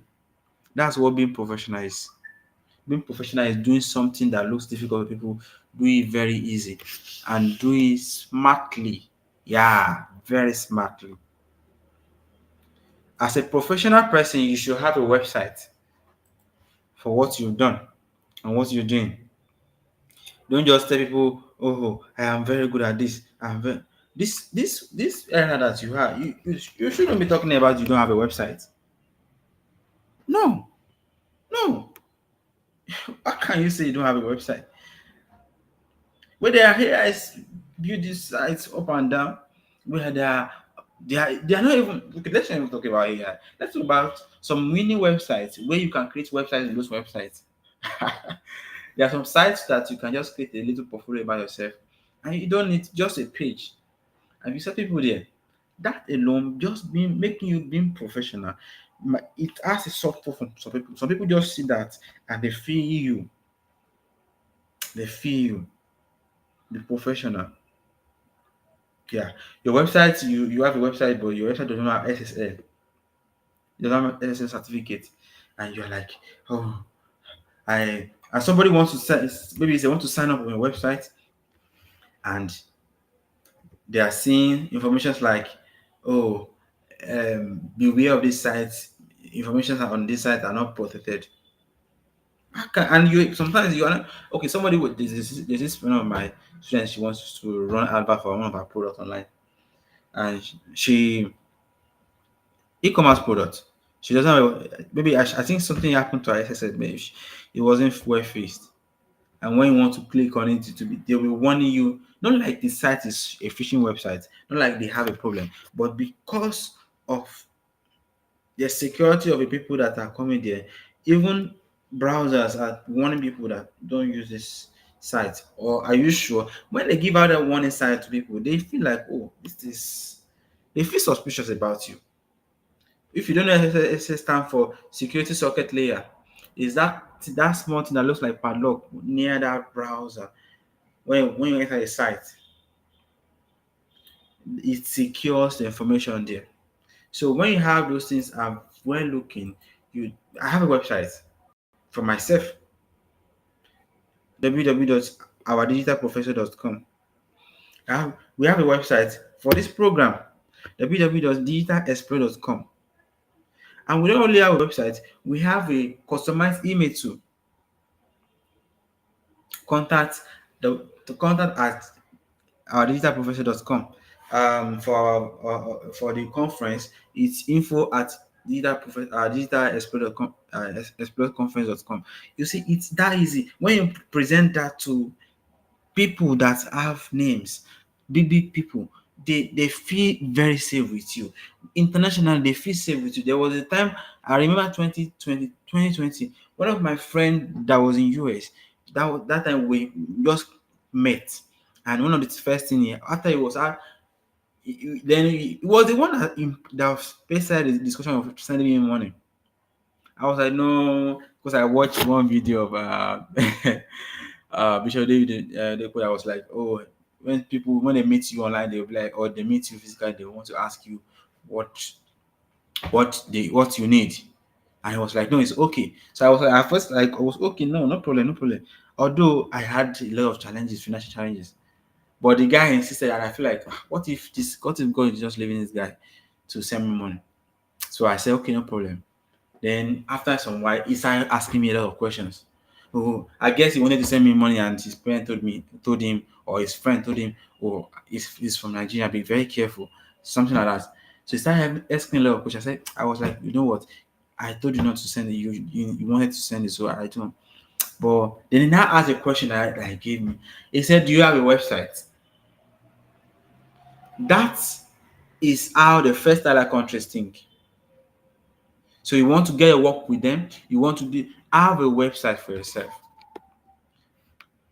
You can meet a website designer to do it for you. If you don't know how to do it, if you don't have the time to do it, these things are investment to your future.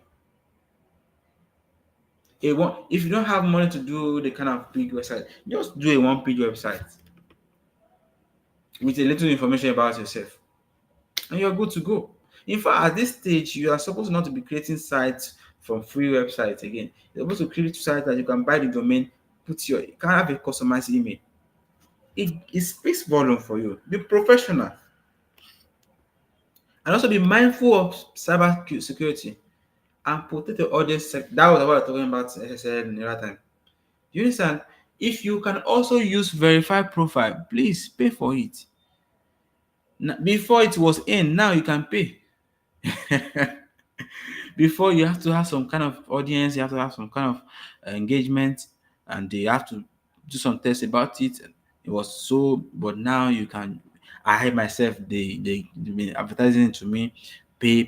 I believe that if I've done it, some people that have been trying to get, it will be so easy to get their attention. Verify account are very easy to get attention. It's very easy to get attention of people with verified account. Do you understand? So this will avoid the trust. You are trying to build trust. You have to work for it because some people damage it. You have to put in the work there. Don't say, oh, all of these things because I just want to work with. No, because when they pay you very well. They understand what you're doing. They understand your job. They know that even though there's no physical work that you are doing, that is showing that you're working, they know that the brain, the intellectual they are putting into it, they know that the data space is real. So they are paying you well for it. Unlike your people that are paying you chicken change. For example, you design graphics in Nigeria and you barely charge 5,000. Sometimes people will complain. But you can design graphics for someone in the US and they pay you as much as $20, as low as $20 to them, because some of their people charge $100. I'm not saying you should increase your price that much, but then if you want to get this kind of payment, if you want to get this kind of people, you have to be professional. They ask for your portfolio, you know, say, oh, let me send to WhatsApp. Are you kidding me? What happened to your email? Can't you send it through? Even Google, just send Google Drive. There are a lot of things to talk about being professional. I believe time will not permit me, but I'll move on to the next one. And the next one is engage and interact. This is very important. Yeah, we can't overemphasize it. Engage and interact. Yeah, you have to be verified. Yeah, engage and interact with people. When you interact. Okay, let me give you an example. In some places, it's not really about your job you want to do. Like I said, identify your audience. Now go to where you can find this audience. Some of these audience are on Facebook groups. They are pages. They crack just a laugh. You don't just laugh. Just say something that will make them to want to check your profile. Even if it's something that makes them laugh. Yeah. If it's group chat, provide value, give value. Let people, as much as you can, as people continue to give value, they don't ask if your skin color again. They don't ask if your nationality again. They don't have problem with that. The more you give value, the more you give value. It reduces the questions they are asking you. It reduces the level of distrust they're having towards you.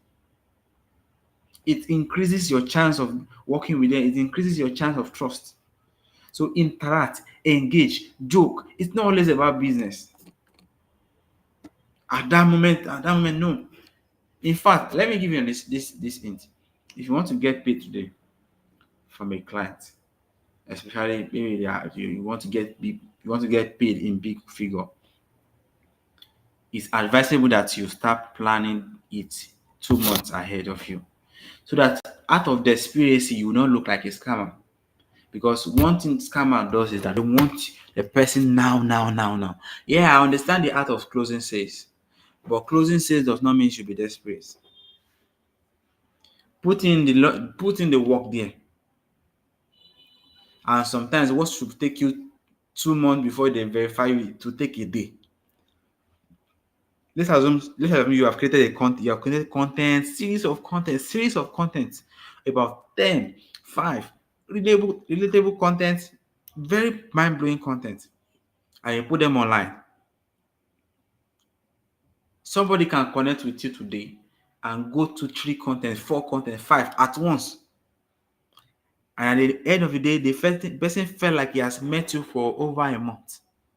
And instead of him taking time to check and see, let's see if this person is going to be a good person, no. The person reach out to you and pays immediately. So you plan it ahead. Oh, I want to start charging $1,000. I want to start working with this kind of people. So how do you then you look, where do I get them? How do I work with them? How do I make them believe me? What are the content that we need? Then you start creating this thing. As time goes on, they don't ask you a lot of questions again.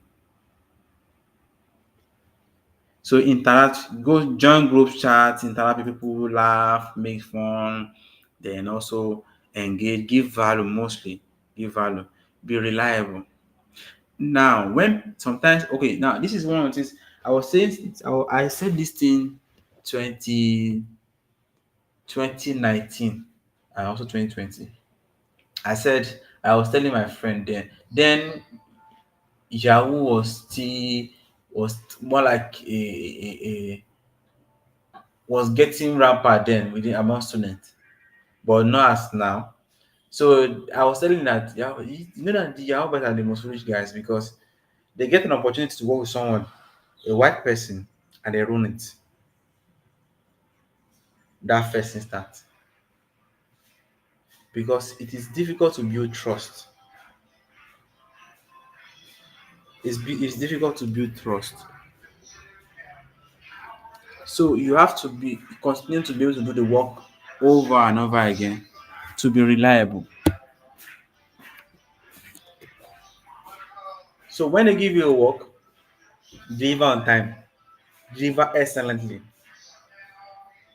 When you do that, they can trust you more to give you bigger jobs, to do more serious business with you, to recommend people to you.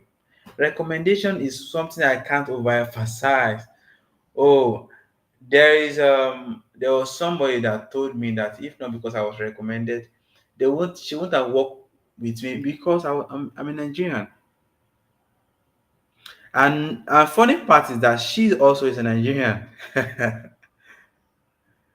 That's because of the kind of thing damages that have been done online. So if you can it's possible, you must be reliable. You must be reliable. Reliable does not mean just I don't run away with their money. So no. Delivering excellently, delivering on time. If you fix a meeting with somebody by 10, get there 10 o'clock. Be reliable. Don't say, oh no, it's African time. No. When you want to think global, when you want to build you want to build trust beyond your continent, you don't think like your continent people, think like those people. Be reliable. I can't overemphasize it. Be very, very reliable. When I say reliable, it doesn't mean I don't run away with their money. Do you deliver the work as being said? Do you over deliver? How much more can you do that they don't correct? They don't do need to touch that. The more you get better, the more reliable you are. And the more you can call up price and people don't even argue with you. So, like I said, it's not about price, it's not about selling your products only. It's about building your network beyond your continent. And that's a very, very big thing to do, because as time goes on, you will not only need your country people. You will not only need your continent people.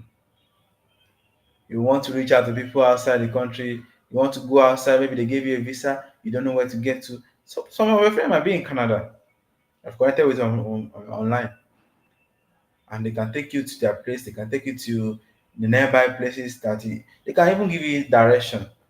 It makes things easy for you. You get it makes things easy for you. So the end, which is okay, I think that's the end. Yeah, that's the end. So like I said, be reliable, then um above all, make sure that um you are a good person. Spend more time to build yourself. Spend more time to build yourself. Grow your skill. Grow your skill. Yeah, there's more to come on the D-Day by the grace of God. It has been very, very, very hectic planning this thing, planning this conference. It has been very challenging because of there are a lot of things that we're encountering based on the kind of people we are trying to reach. And a lot of people have said it is impossible to do it. Our goals are unrealistic. We are not serious. A lot of things like that. But then we believe that we're going to get there. So this is the end of my section here. I believe you enjoyed it. I would like to know if you have any question whatsoever.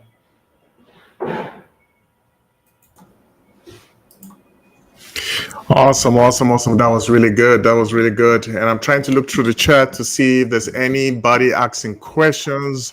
While we're waiting for people to turn in their questions, how do you feel today? Because the question I will ask you as a whole, how do you feel today that you actually did the virtual summit? Because I know the in-person one is next week. How do you feel? I feel great. I feel great. Yeah, because I was so worried. I was so worried about the virtual, and also I was so worried about the online one. So seeing the virtual one go very well, I'm very confident about the online one too. Okay. If you're in Benin, make sure you attend the in-person one and you get to shake the hand of this esteemed man that is pursuing his dreams of seeing change come to Africa when it comes to digital world. And so those steps, do you want to just go over those steps real quick? Just run through them real quick, the steps. There was a lot, and some people may just be jumping in right now. They may have missed what you said. So Yeah. let's go through it. So the first one I said, be authentic. So be yourself and be the best version of yourself. You can joke, laugh, interact with people. Be consistent. Don't post today and they see you next week. Be very consistent with what you do. If you want to be posting once a week, do it that way. But then make sure that depending on the kind of audience you are, know that the more you post, the more you get seen by people. So have that at the back of your mind, but be consistent with what you're doing. Also provide value first. So it's not always every time that you bring out product and advertise people. Sometimes you just connect with them, have chats with them. Value might not necessarily be teaching people. Just be real with them. Sometimes some of my clients share their problems with me. Some people that I don't know before they talk about things that are going on with them. Just because you give that time and you are very chill, you're not really extend like, oh, I want to make that money. I want to collect that money from this person.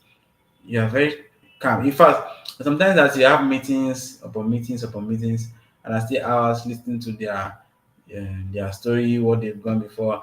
That part is also value too. So provide value to people. Use social proof after you've gotten your job, the things you've done before. Use social proof to also advertise to more people. That, oh, this is what I've done before. This is what I can do. That's a portfolio. Then be professional about what you do. Your delivery, the way you handle jobs, excellence of the job, the dexterity of it will also tell on you, and also be engaged and interact with people on platforms. So you also know the kind of community that brings more people. So of recent, I'm also taking note of something which I want to start being active on LinkedIn too, because I've not really been active on that because I've not really been my team. But then seeing that there are kind of opportunities that are there to know your community, engage and interact with it, then also be reliable. Let people be able to trust you with jobs and gigs. Be reliable. Okay, I think you covered everything, right? Be reliable, and okay, yeah, you did. Awesome, Yeah. awesome, awesome, awesome. So yeah, let me just take this off real quick. I see a comment right here. Let me take this screen off. There you go. Awesome. Let me go back to the chart and see what we got here. So someone says here, and I'll just post that here. Say, Professor, please tell us more about what we should expect on that day. Okay. So like we've been saying before, we want on that day we're going to be having keynote speakers.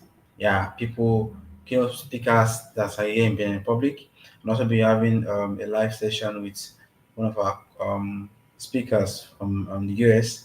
Also going to be having now beside the speakers stuff, it's going to be fun.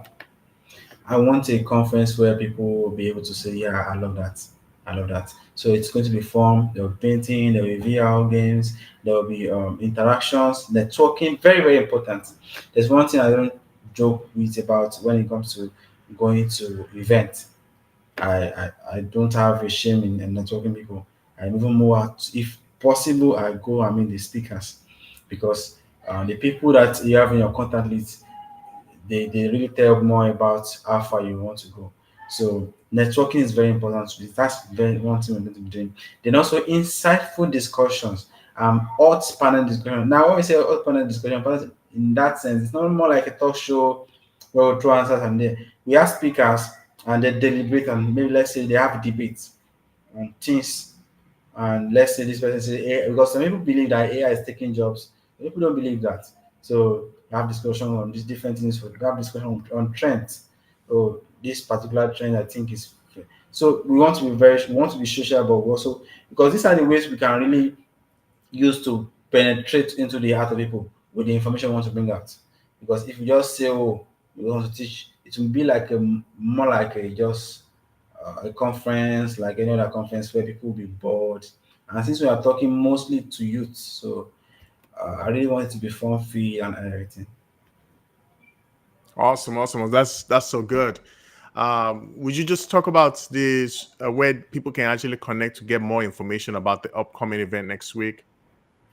Okay, so you can actually go to our website www.digitalexplore.com, exploreconference.com. So on that page, you will see you click on register. You will go and register on the platform. Then also below it, you see our Telegram, our WhatsApp channel. Connect there. That's where we share information in case you are not able to. Because when you register, you might not be able to get more information until the D-Day or something, but you can get information or through the WhatsApp channel on that day. Awesome. I'm going to push that on the bottom of the screen so that people can see it also. Yeah. That's the digitalexploreconference.com. Is that The correct? D is not there. Like Oh, digital there's no expression. D? Oh, okay. Yeah. Let me change that. Just digital. You see? That's Yeah. why I need to put it there. You know?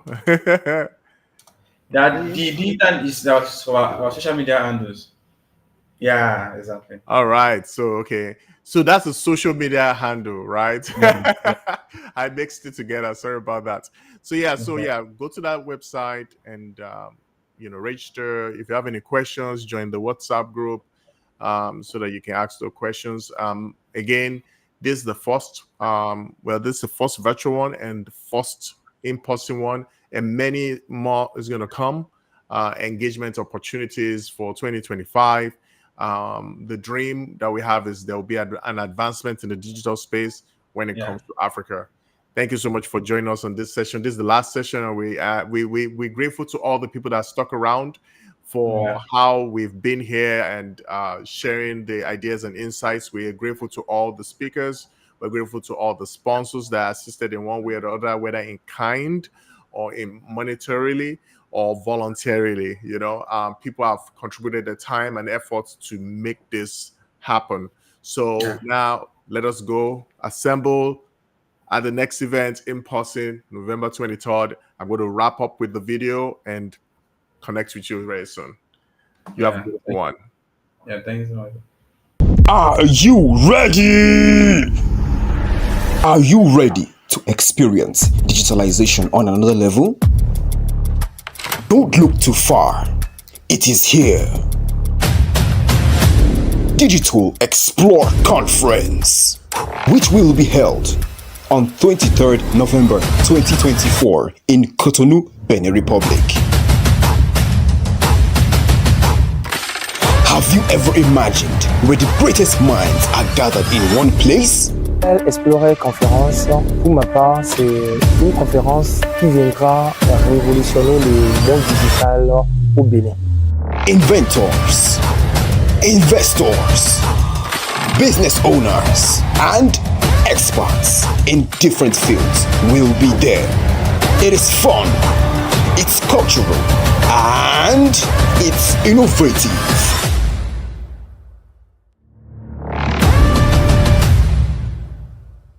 Expect seasoned and mind-blowing speakers, talk shows, live performances, panel discussions, art, games, fashion, and 1,500 attendees. This program is for students and digital enthusiasts, working professionals, and business owners.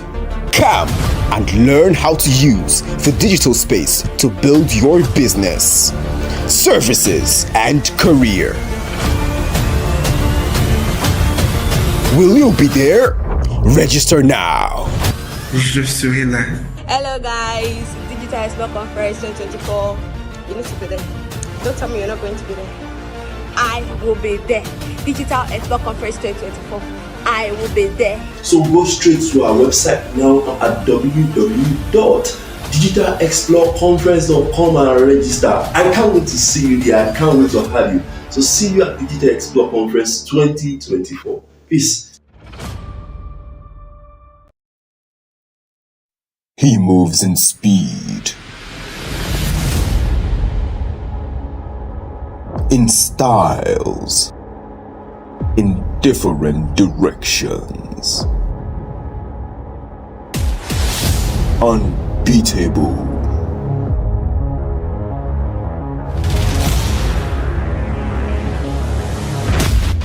Because he attends Digital Explore Conference Benin 2024.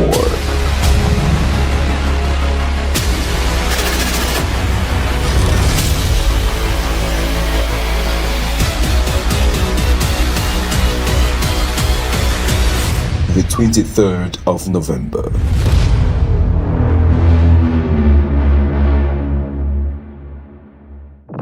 He is you.